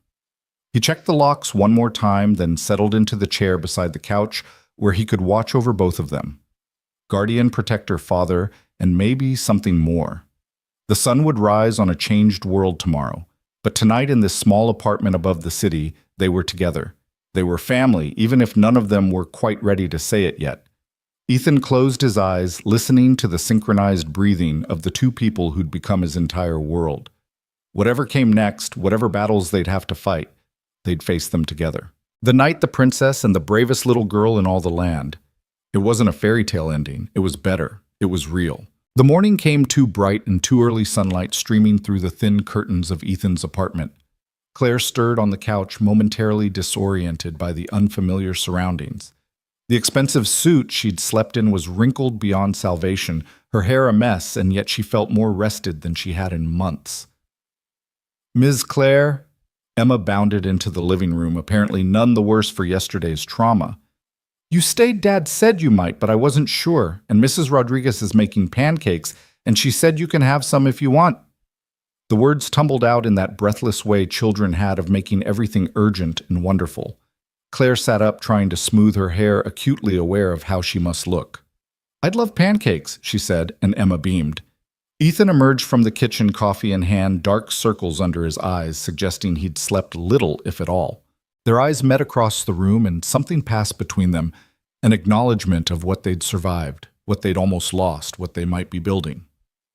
"How did you sleep?" he asked. "Better than I have in years," Claire admitted. "Your couch is more comfortable than my $5,000 mattress." "That's because it comes with family sounds," Mrs. Rodriguez said, appearing with a plate stacked high with pancakes. The refrigerator humming, the neighbors arguing about soccer, Emma talking in her sleep. "These are the sounds of life, mija. Your penthouse is too quiet." As they gathered around the small kitchen table, Claire's phone began its insistent buzzing. 17 missed calls from Marcus, 43 from various board members, and over 100 emails marked urgent. She turned it face down. "The world is looking for you," Ethan observed. "Let it look. I'm having pancakes with people who actually care if I'm alive." But the world wouldn't wait long. Within an hour, reporters had gathered outside the building, having somehow discovered where Claire had spent the night. The story was too juicy to ignore. Billionaire CEO saved by single father, dramatic kidnapping, love blooming amid danger. "They're making things up," Claire said, reading the headlines on her phone. "Romance in the face of death. From warehouse to penthouse, a modern Cinderella story. They don't know anything about us. They know enough." Ethan said quietly. They know I care about you. That's probably obvious to anyone watching. Claire looked up from her phone, searching his face. Ethan? A knock at the door interrupted whatever she might have said. Not the polite tap of Mrs. Rodriguez or the familiar rhythm of Emma's friends, but sharp, authoritative. Ethan checked the peephole, then opened the door to reveal a tall, silver-haired man in a suit that made Claire's designer outfit look off the rack. His eyes were the same shade of blue as Claire's, his bone structure an older, masculine version of hers. Uncle Jonathan. Claire breathed, and Ethan heard layers of history in those two words. Jonathan Donovan stepped into the apartment, his gaze taking in everything. The modest surroundings, Ethan's protective stance, Emma peeking out from behind her father, Claire looking more disheveled than he'd probably ever seen her. Claire, we need to talk. How did you find me?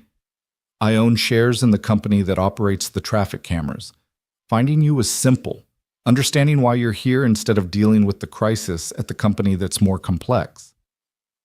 There is no crisis. Richard is in custody. David is cooperating with authorities, and 3 more board members have called emergency meetings.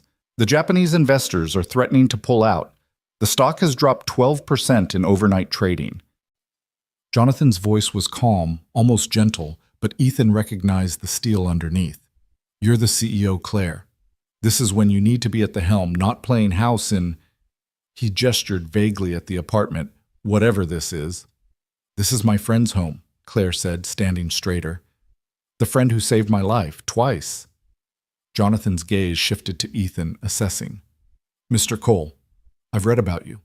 Warehouse worker, single father, hero of the moment. How much... Excuse me? How much to walk away? I can have a check written within the hour, enough to set you and your daughter up for life. All you have to do is disappear. Emma made a small sound of distress, pressing closer to Ethan. Claire stepped between them, and Jonathan fury radiating from every line of her body. How dare you? I dare because someone needs to protect you from yourself. This man and his child are liabilities, Claire. Weaknesses your enemies will exploit. They're not weaknesses. They're the first real thing in my life since Dad died. Your father would be appalled to see you like this. He built an empire, and you're letting it crumble for what? A fairy tale romance with someone completely unsuitable. My father would have loved Ethan, Claire said quietly. He would have respected a man who puts family first, who acts with honor, even when it costs him everything. Dad would have loved Emma too, would have seen himself in her curiosity and determination. Your father was a businessman.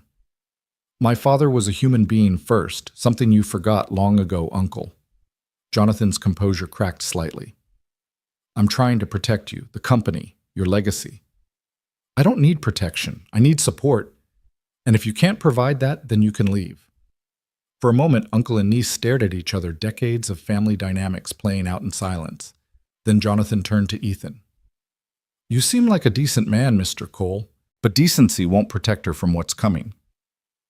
The attack on Claire wasn't just about Richard's petty revenge. There are forces at play here you can't imagine.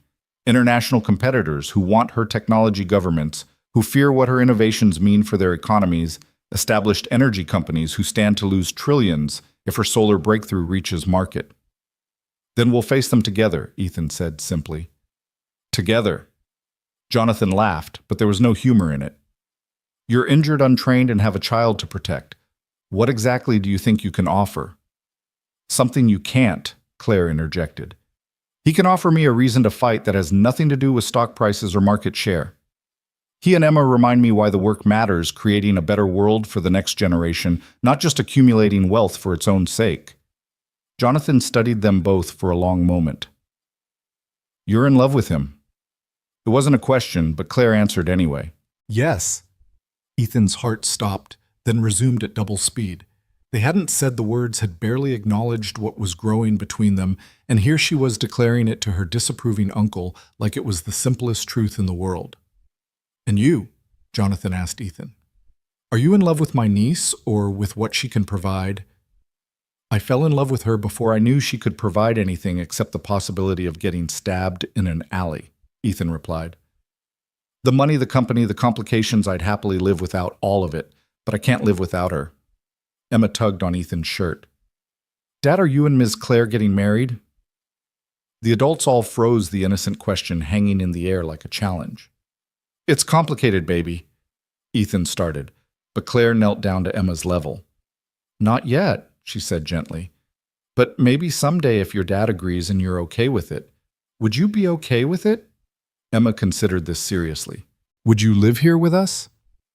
We might find a bigger place where we could all be comfortable. Can Mrs. Rodriguez come too? If she wants to. Then yes, Emma decided. You make Dad smile like he used to when Mom was here. That's good, right? That's very good, Claire agreed, blinking back tears. Jonathan observed this exchange with something shifting in his expression. When he spoke again, his tone had changed. Your father proposed to your mother in an apartment not much bigger than this, he said to Claire. Before the company became what it is. She said yes, because she saw who he could become, not who he was. He looked at Ethan. Maybe I've been looking at this wrong. Uncle, the board is meeting in 3 hours. If you're not there, they'll vote no confidence and remove you as CEO. But if you show up with Mr. Cole, make it clear that this is your choice, your life, your decision that might actually strengthen your position. Because it shows you're not afraid. Not of them, not of public opinion, not of anything. Your father's greatest strength was his fearlessness. Maybe it's time you reminded them you're his daughter. Jonathan moved toward the door, then paused. Mr. Cole, that offer stands, but for a different reason. Not to leave, but to stay. Professional security training, a proper team, whatever you need to keep them safe. Both of them. After he left, the apartment felt smaller, the weight of decision pressing down on all of them. You don't have to come to the meeting, Claire said to Ethan. This could get ugly. The press will dig into everything: Sarah's death, your finances, every mistake you've ever made. Will you be there? Of course. Then I'll be there. Dad has to wear his nice suit again, Emma announced. The one that makes him look like James Bond. Despite everything, they laughed. But the laughter died as Claire's phone rang. Marcus, and from her expression when she answered, the news wasn't good. What do you mean, evacuated the entire building? She listened, her face paling. A bomb threat. Are you? Yes, I understand. No, I'm safe. I'm with Ethan. She hung up, hands trembling slightly. Someone called in a bomb threat to the Donovan building. They're evacuating all 40 floors. The message said this was just the beginning unless I step down. We're going to the police, Ethan said immediately. No, we're going to the building. If I don't show up, if I let them see fear, it's over. Everything my father built dies. Claire, this is insane. This is my life. The words came out sharp, desperate. Don't you understand? If I back down now, they win. All of them. Every person who said a woman couldn't run this company, every competitor hoping to steal our technology, every small mind that can't stand to see someone like me succeed. Someone like you. Young, female, unwilling to play by their old boys' club rules. She was pacing now, energy crackling around her like electricity. My solar technology could revolutionize energy access in developing nations, could literally save the planet from climate disaster. And they want to stop it because it threatens their profit margins. Then we fight, Ethan said. But we fight smart. You don't walk into a building that might explode. The bomb squad is already there. They'll clear it. And if they don't, if this is real, Claire stopped pacing, turning to face him. Then I die doing something that matters, protecting something worth protecting. Isn't that what you did? Stepping in front of that knife? That was different. How was it different? Because I was protecting a person. You're protecting a company. I'm protecting the future. The words echoed in the small apartment. Every solar panel we produce, every innovation we develop, every barrier we break, it all matters. It all adds up to a world where Emma and kids like her don't have to inherit our disasters.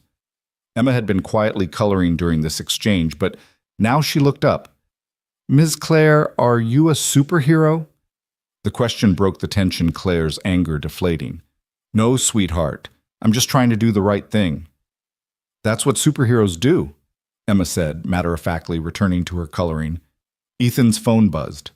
The unknown number from last night. Building is clear, real threat isn't there. It's at the board meeting location. They've moved it to the Whitmore Hotel. Presidential suite, don't trust anyone. A friend. He showed the message to Claire. Someone's helping us. Or leading us into a trap. Only one way to find out. They made an unlikely procession, heading to the Whitmore Hotel. Claire in her wrinkled designer suit, Ethan in his funeral-turned bodyguard attire, Emma insisting on coming because families stick together, and Mrs. Rodriguez refusing to stay behind with her children, heading into danger. The hotel lobby was swarming with security reporters and board members. The moment Claire entered, cameras started flashing, questions flying like bullets. Ms. Donovan, is it true you spent the night with your bodyguard? Are you stepping down as CEO?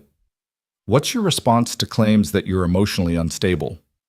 Claire walked through them like they were ghosts. Head high. Ethan at her right side, Emma holding her left hand. The image would be on every front page tomorrow, the billionaire and the warehouse worker's daughter, fingers intertwined. The elevator to the presidential suite was private, requiring a special key.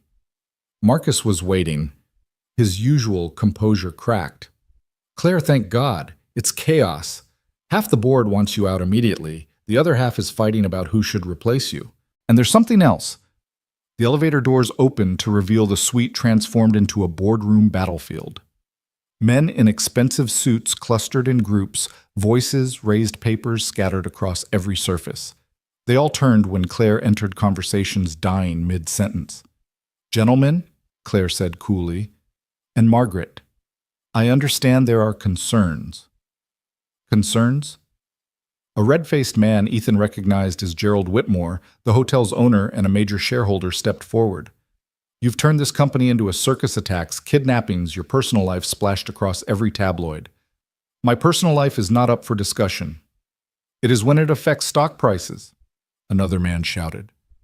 We've lost hundreds of millions in value in 2 days. Paper losses, Claire countered. The fundamentals haven't changed. Our technology is still revolutionary. Our contracts are still solid. The only thing that's changed is that some of you have shown your true colors. What's that supposed to mean? Claire pulled out her phone, connecting it to the suite's presentation system. I've had an interesting morning. My uncle, who some of you know, has access to certain resources. Traffic cameras, financial records, communication logs. The screen filled with data phone records, emails, financial transactions.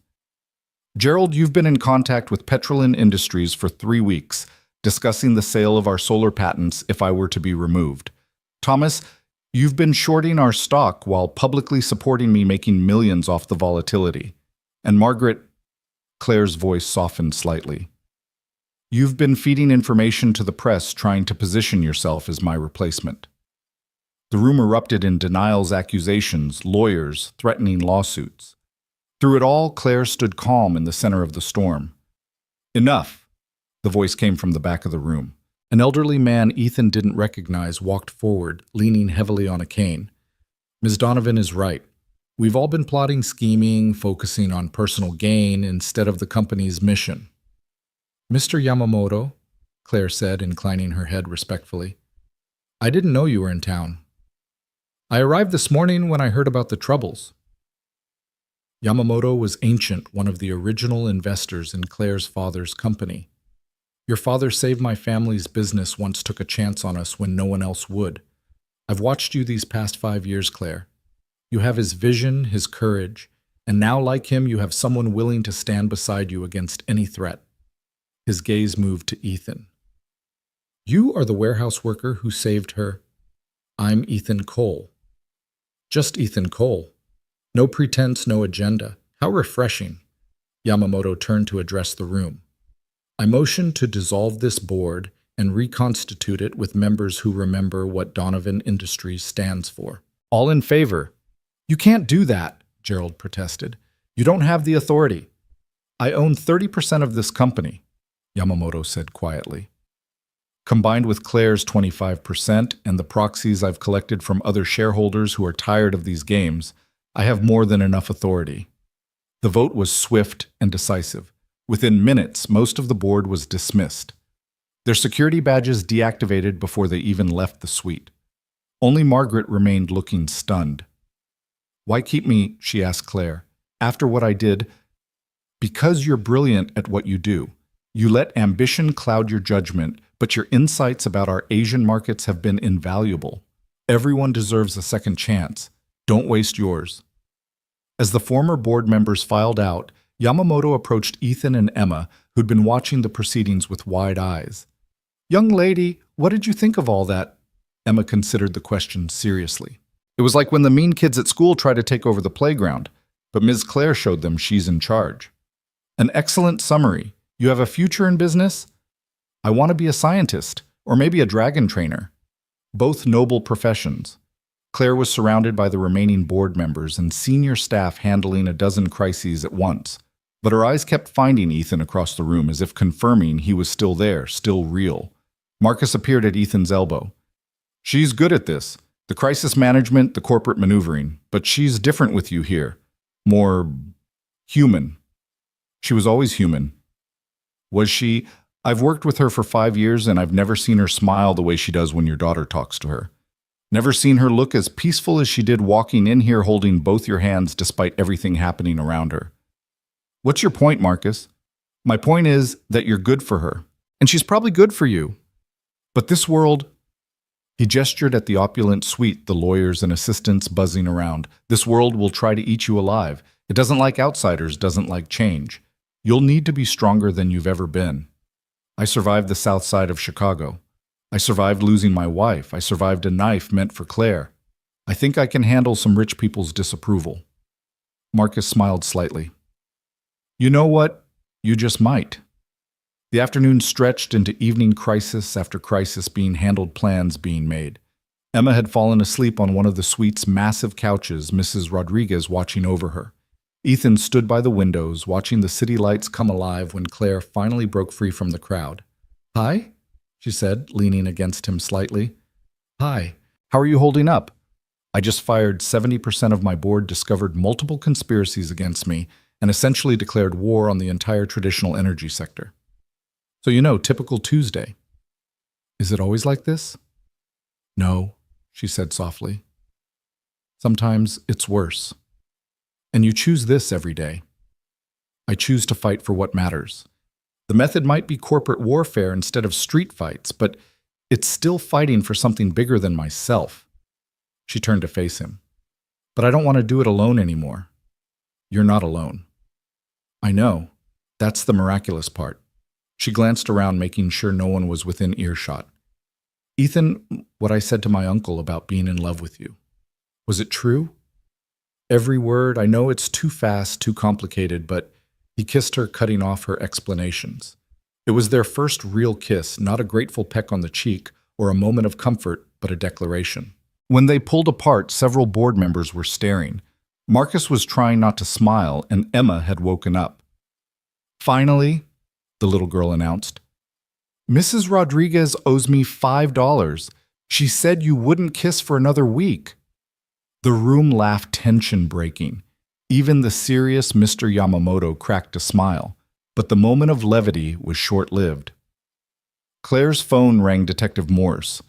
"Ms. Donovan, we have a problem. Richard Hawthorne made bail again, and he's disappeared." Claire's phone slipped from her fingers, clattering on the marble floor.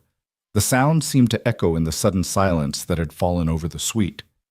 Ethan caught her arm as she swayed slightly, the color draining from her face. "How?" she whispered into the phone she'd retrieved. "How does someone with attempted murder charges make bail twice as—" Detective Morse's voice was tight with frustration, audible even from where Ethan stood. Different judge, different lawyers. They claimed the kidnapping was a misunderstanding, that he thought he was protecting the child from a dangerous situation. The attempted murder charge was reduced to assault based on technicalities about intent. $2 million bail paid in cash within an hour. "Who has that kind of money?" Ethan demanded, taking the phone from Claire's trembling hand. "Richard was supposedly broke. That's what we're trying to figure out. Mr. Cole, you need to get Ms. Donovan somewhere safe. Richard's not operating alone anymore. This is bigger than a domestic dispute or corporate takeover. The suite had gone quiet, everyone listening despite attempts to appear otherwise occupied. Mr. Yamamoto approached his cane, tapping against the floor in a measured rhythm. "Perhaps," he said carefully, "it would be wise to move this gathering to a more secure location. My company maintains a safe house outside the city, completely off the grid, state-of-the-art security." "I'm not running," Claire said, her voice gaining strength. "That's what they want, whoever they are. They want me to hide to show weakness." "Claire," Marcus interjected, "this isn't about showing weakness. This is about survival. You can't run the company if you're dead." Emma had moved closer to her father, picking up on the tension despite not understanding the details. She slipped her small hand into his, and Ethan felt the familiar weight of responsibility, but now it was doubled. He had 2 people to protect 3 if he counted Mrs. Rodriguez, who was muttering prayers in Spanish while clutching her rosary. "There's something else," Detective Morse continued. "We found David Morse's body an hour ago. Staged to look like suicide, but forensics suggests otherwise. Whatever he knew, whoever he was working with, they cleaned up that loose end." Claire sank into a chair, the weight of it all finally showing. "David's dead. I'm sorry, Ms. Donovan. I know he betrayed you, but he was still a person, a stupid, greedy person, but he didn't deserve to die." She looked up at Ethan. "How many more people are going to die because of me?" "Because of them," Ethan corrected firmly. "The people doing this are responsible, not you." His phone buzzed. The unknown number again, Whitmore Hotel, compromised. Multiple hostiles en route. Northwest service elevator is clear for next 3 minutes. Black SUV and loading dock, keys under driver's seat. Trust no one else. A friend. Ethan showed the message to Claire and Yamamoto. The old man's eyes sharpened. "Interesting. Someone is playing guardian angel." He raised his voice slightly. "Everyone remain calm, but we're implementing evacuation protocol. Security teams to their positions." But even as he spoke, Ethan noticed something wrong. 2 of the security guards near the main elevator were checking their watches too frequently, their hands hovering near their weapons. Another was speaking quietly into a phone, which was odd since they should have been using official radios. "Claire," he said quietly, "we need to go. Now." She didn't question him, that trust that had been building between them, requiring no explanation. She stood smoothing her skirt with hands that barely trembled. "Emma, baby, we're going on an adventure," Ethan said, keeping his voice light despite his racing heart. "A scary adventure?" his daughter asked, too perceptive as always. "Maybe a little scary, but we'll be together." Mrs. Rodriguez crossed herself. "Dios mío, not again." They moved casually toward the back of the suite, Claire pausing to speak with various people as if nothing was wrong. But Ethan saw her whisper urgently to Marcus, and Yamamoto saw them begin their own subtle movements toward exits. The service elevator was exactly where the message had indicated. As the doors closed behind them, Ethan heard shouts from the suite, the sound of doors being kicked in. They'd gotten out just in time. The descent seemed to take forever. Emma pressed between the adults, Mrs. Rodriguez praying steadily. When the doors opened on the loading dock, the promised SUV was waiting, engine already running. Ethan checked underneath, no bombs. Inside, no obvious threats. The keys were indeed under the driver's seat, along with a burner phone and a note. "Drive north, cabin address programmed in GPS, friends waiting." "This could be a trap," Claire said, even as she helped Emma into the back seat. "Everything could be a trap at this point," Ethan replied, sliding behind the wheel. "But staying still definitely gets us killed." They pulled out of the loading dock just as black vans screeched up to the hotel's main entrance. Armed men in tactical gear poured out, definitely not standard law enforcement. "Mercenaries," Claire breathed. "Someone hired actual mercenaries." Ethan drove with controlled urgency, not fast enough to draw attention, but quick enough to put distance between them and the hotel. The GPS directed them north out of the city into the darkness of rural Illinois. Emma had fallen asleep against Mrs. Rodriguez, the exhaustion of the past days finally claiming her. Claire sat in the passenger seat, her phone dark in her lap. "I should call the FBI," she said. "Homeland Security, someone. And tell them that mysterious forces are trying to kill you, that you're getting help from an anonymous source. They'll think you're paranoid." "Aren't I?" "No, paranoid implies the threat isn't real. This is very real." They drove in silence for 20 minutes before Claire spoke again. I'm sorry I dragged you into this. You didn't drag me anywhere. I jumped. Why really? Why? And don't say it's because you love me. You didn't love me when you stepped in front of that knife. Ethan considered the question, the dark highway stretching ahead of them. My whole life I've watched from the sidelines, watched other people succeed, watched Sarah get sick, watched our savings disappear. I was so focused on just surviving that I forgot what it felt like to actually do something that mattered. Saving a stranger's life matters. It was more than that. It was choosing to act instead of just react. For the first time in 3 years, I made a choice that wasn't about merely getting through another day. He glanced at her. And then you turned out to be you, and suddenly I had more choices. Bigger ones, scary ones, but all of them about living instead of just surviving. I don't want you to die for those choices. I don't plan to, but I also don't plan to go back to that half-life I was living before. The GPS directed them off the highway onto increasingly narrow roads. Forest pressed in on both sides, the darkness complete except for their headlights. Finally, after an hour of driving, they arrived at a modest cabin that looked abandoned from the outside. But as they parked, lights came on, and a familiar figure stepped onto the porch. Jonathan, Claire gasped. Her uncle looked different, dressed in tactical clothing instead of his usual suit, a rifle held casually but competently in his hands. Took you long enough, he said. Come inside, we have a lot to discuss. The cabin's rustic exterior was a lie. Inside was state-of-the-art security equipment, computers, weapons, and supplies for a long siege. 2 other people were present, a young woman with multiple laptops open before her, and a massive man who looked like he could bench press a car. Claire, meet my real team, Jonathan said. Not the corporate lawyers you usually see, but the people who actually keep our family safe. Our family has a private military, Claire asked, stunned. Your father's money came from somewhere before the legitimate businesses, Jonathan said carefully. He left that world behind, but he knew it might follow him, follow you. So he made arrangements. You're telling me Dad was what, some kind of crime lord, more like a very successful smuggler who went legitimate, but he made enemies in his previous life, and those enemies have long memories. Richard was never the real threat, Claire. He was just a tool being used by much more dangerous people. The young woman at the computer spoke up. I'm the one who's been sending the warnings. Name's Alex. Your uncle hired me to monitor threats against you, but I had to stay hidden until now. Why? Ethan demanded. Why all the secrecy? Because someone in Claire's inner circle has been feeding information to her enemies for years, Jonathan said. Not David, he was recent. Someone else. Someone close. Claire's phone rang. Marcus. Don't answer that, Jonathan said sharply. Marcus has been with me since right before your father died. Convenient timing. Jonathan pulled up files on one of the screens. Marcus Webb. Impressive resume. Harvard MBA, worked for 3 Fortune 500 companies before joining Donovan Industries. But dig deeper and things get interesting. His previous employers all suffered massive losses after he left. Industrial espionage was suspected but never proven. No. Claire shook her head.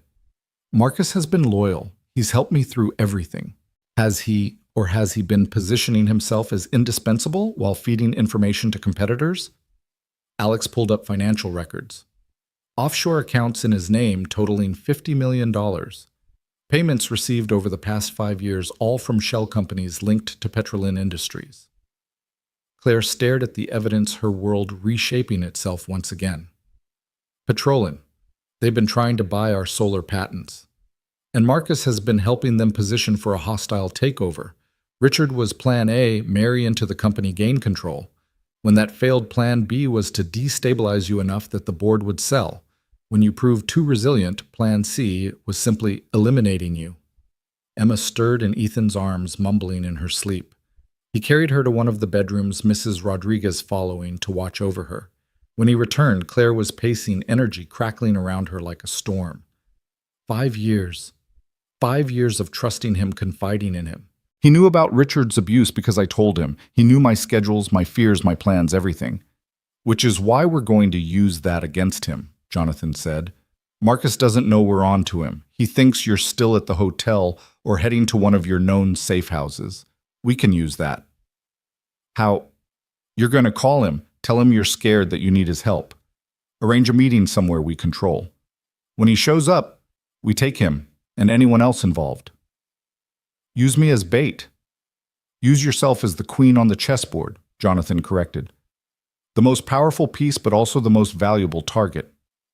No, Ethan said flatly. Absolutely not. We're not dangling Claire in front of these people like meat before sharks. It's not your decision, Claire said quietly. The hell it isn't. You want to talk about choices? This is mine. I choose not to let the woman I love walk into an obvious trap. Even if it's the only way to end this. There's always another way. Not always, Jonathan interjected. Sometimes the only way out is through. Claire understands this. It's why she's survived this long in a world that wanted to destroy her. The argument might have continued, but Alex suddenly sat up straight. We have a problem. Multiple vehicles approaching from the south. Military-grade heat signatures. They found us. Jonathan moved with surprising speed for his age, grabbing weapons and tossing them to the massive man. Paulo defensive positions. Alex wipe everything and prepare for evac. Claire, Ethan, get the child and the old woman. Back exit leads to a boat dock. Take the speedboat, head north across the lake. There's another safe house on the Canadian side. What about you? Claire demanded. We'll buy you time. Uncle, this is what your father paid me to do. Protect you when he couldn't. Jonathan checked his rifle with practiced efficiency.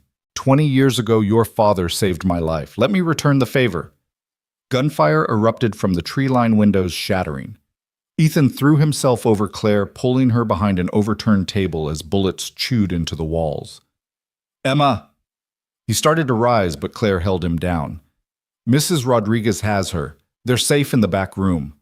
Paulo returned fire from a fortified position, his massive frame somehow graceful as he moved between windows. Alex worked frantically at her computers, presumably destroying sensitive data. Go!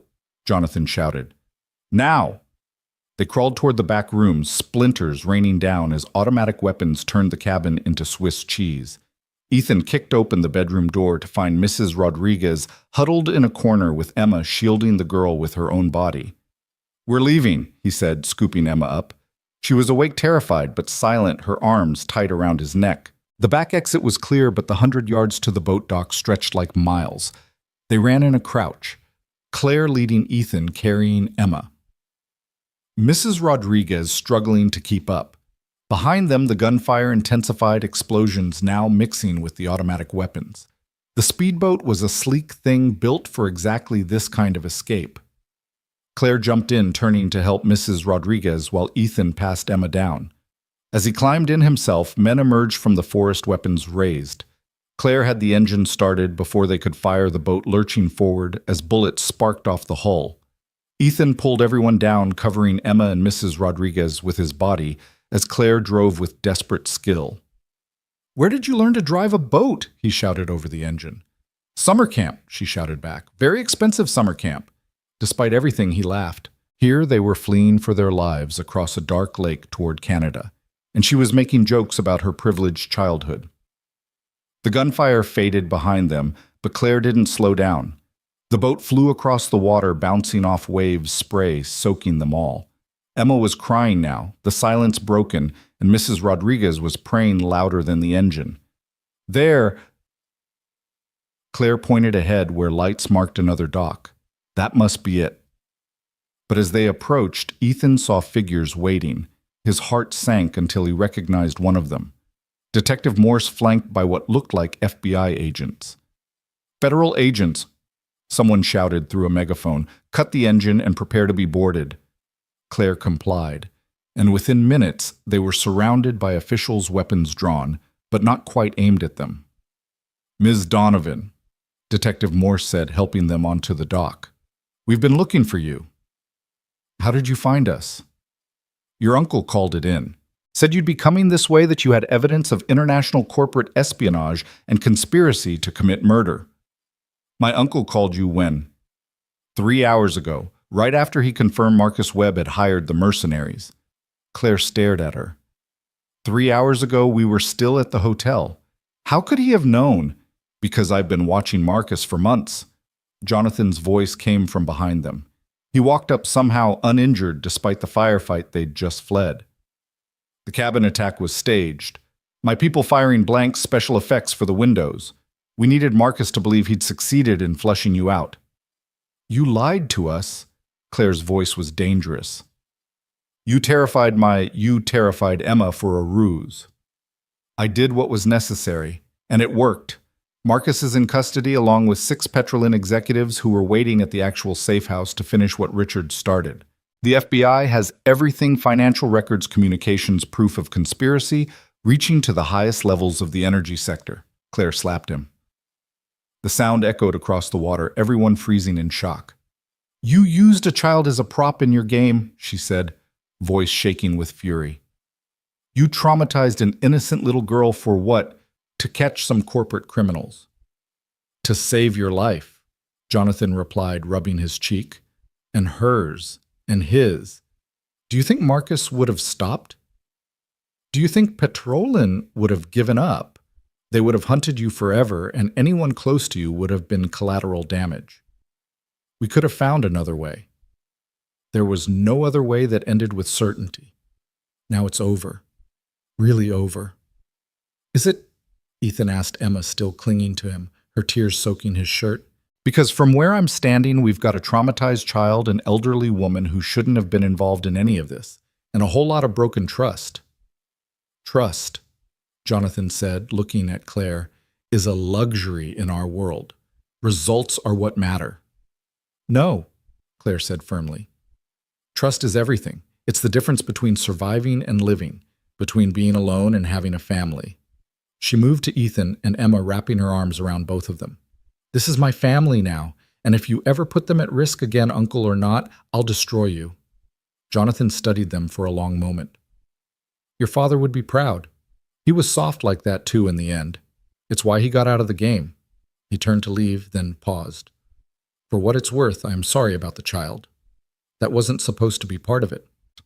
After he left, they stood on the dock in the cold night air, a strange group, a billionaire CEO, a warehouse worker, a traumatized child, an elderly neighbor, and various federal agents trying to figure out what to do with them.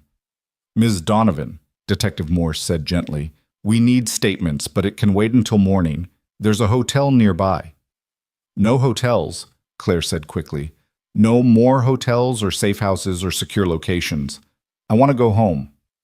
Your penthouse? No. Home. She looked at Ethan. Can we go home? He understood. The apartment's small and cramped and ordinary. The place where they'd shared pancakes and stories, where Emma felt safe, where life was real instead of performed. Yeah, he said softly. Let's go home. The FBI drove them back to Chicago, the sun rising as they reached the city.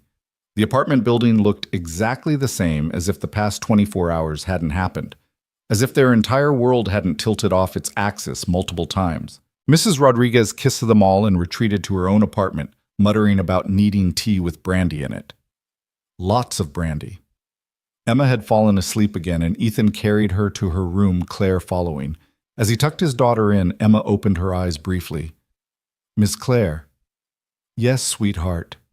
Are the bad men gone now? Claire knelt beside the bed, smoothing Emma's hair. Yes, they're all gone. You're safe. Are you staying? Claire looked at Ethan, a question in her eyes. He nodded. I'm staying, she promised. Emma smiled and drifted back to sleep. They stood in the doorway for a moment, watching her breathe, reassuring themselves that she was really okay. In the living room, exhaustion finally claimed them. They collapsed on the couch, Claire still in her destroyed designer suit, Ethan, in clothes that had seen too much action for one lifetime. It's really over, Ethan asked. The conspiracy is, Marcus is going to federal prison. Petrolin is under investigation. Richard, she paused. Richard will probably disappear into witness protection after he testifies. He knows too much for them to let him walk free, but not enough to be worth killing. And you I have a company to rebuild, a board to reconstitute, technology to bring to market. She turned to face him. But I don't want to do it alone. I want you with me, both of you. Claire, I'm not a corporate guy. I don't know anything about renewable energy or hostile takeovers, or you know about loyalty, about protection, about doing the right thing even when it costs everything. She took his hand. I need that. The company needs that. Someone who sees through the noise to what actually matters. What are you saying? I'm saying I love you. I'm saying I want to wake up next to you and Emma every morning. I'm saying I want to try to build something real together, even if it's complicated and messy and nothing like either of us planned. Ethan thought about the strange journey that had brought them here. A week ago, he'd been nobody special. Now he was sitting next to one of the most powerful women in the country, and she was asking him to share her life. I need to keep working, he said. Not at the warehouse, but something. I need to contribute. Head of security for Donovan Industries pays well. Excellent benefits. Your boss is supposedly difficult but fair. Supposedly? I hear she's mellowing. Something about a 7-year-old's influence. He laughed, pulling her closer. All right. But we do this as equals. No more secrets, no more protecting each other from hard truths. We're partners or we're nothing. Partners? She agreed, sealing it with a kiss that tasted like promise and possibility. Outside Chicago was waking up. The sun painted the buildings gold, the city humming with its usual energy. Inside the small apartment, a new family was forming from the ashes of violence and betrayal.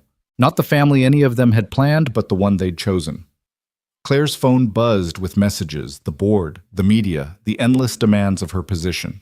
She turned it off, choosing instead to stay in this moment, in this place, with these people who'd become everything. What happens tomorrow? Ethan asked. Tomorrow we start rebuilding. The company, our lives, everything. It won't be easy. Nothing worth doing ever is. From her bedroom, Emma called out, Dad, Ms. Claire, can we have pancakes? They looked at each other and laughed, the sound filling the small apartment with something that had been missing for too long, joy. Pancakes it is, Claire said, standing and pulling Ethan up with her. But I'm warning you, I don't actually know how to cook. Good thing I do. Good thing indeed. As Ethan started mixing batter and Claire attempted to help, while mostly getting in the way, Emma emerged from her room dragging her favorite blanket. She climbed onto a kitchen stool, watching them with eyes that were older than they should be, but still held that spark of childhood wonder. Are you going to get married now? She asked with her characteristic directness. Claire and Ethan exchanged glances. They'd been through more in a week than most couples experienced in a lifetime. But marriage seemed both inevitable and impossibly far away. Someday, Ethan said carefully, when we're ready, when you're ready too, Claire added to Emma. This is your family. You get a say. Emma considered this seriously. I want a fancy dress, and Mrs. Rodriguez has to come, and no bad men with guns. Deal, Claire said solemnly. No bad men with guns at our wedding. Our wedding. Ethan repeated, tasting the words. A week ago, he'd been a widower convinced he'd never love again. Now he was planning a future with a woman who'd turned his entire world upside down. As they ate pancakes and Emma regaled them with plans for their theoretical wedding, Claire's phone rang again. This time it was Mr. Yamamoto. I should take this, she said apologetically. Speakerphone, Ethan said. Partners remember. She smiled and answered on speaker. Mr. Yamamoto. Ms. Donovan, I wanted you to know that the emergency board has voted. You retain your position as CEO with full support. Additionally, we've approved your solar initiative for immediate implementation. We're going to change the world, my dear. We're going to try, Claire said, her eyes on her new family. Also, Yamamoto continued, I've taken the liberty of arranging something. Check your email when you have a moment. Consider it a gift from an old man who remembers what it's like to be young and in love. After he hung up, Claire checked her email. Inside was a deed to a house. Not a mansion, but a real house with a yard and enough bedrooms for a family in a neighborhood with good schools and tree-lined streets. He bought us a house, Ethan said, stunned. He bought us a future, Claire corrected, a place to build from. Emma looked at the pictures on Claire's phone. Does it have room for a dog? Probably, Claire said. Then I approve. And just like that, their future took shape. Not the one any of them had imagined, but one forged in fire and chosen in love.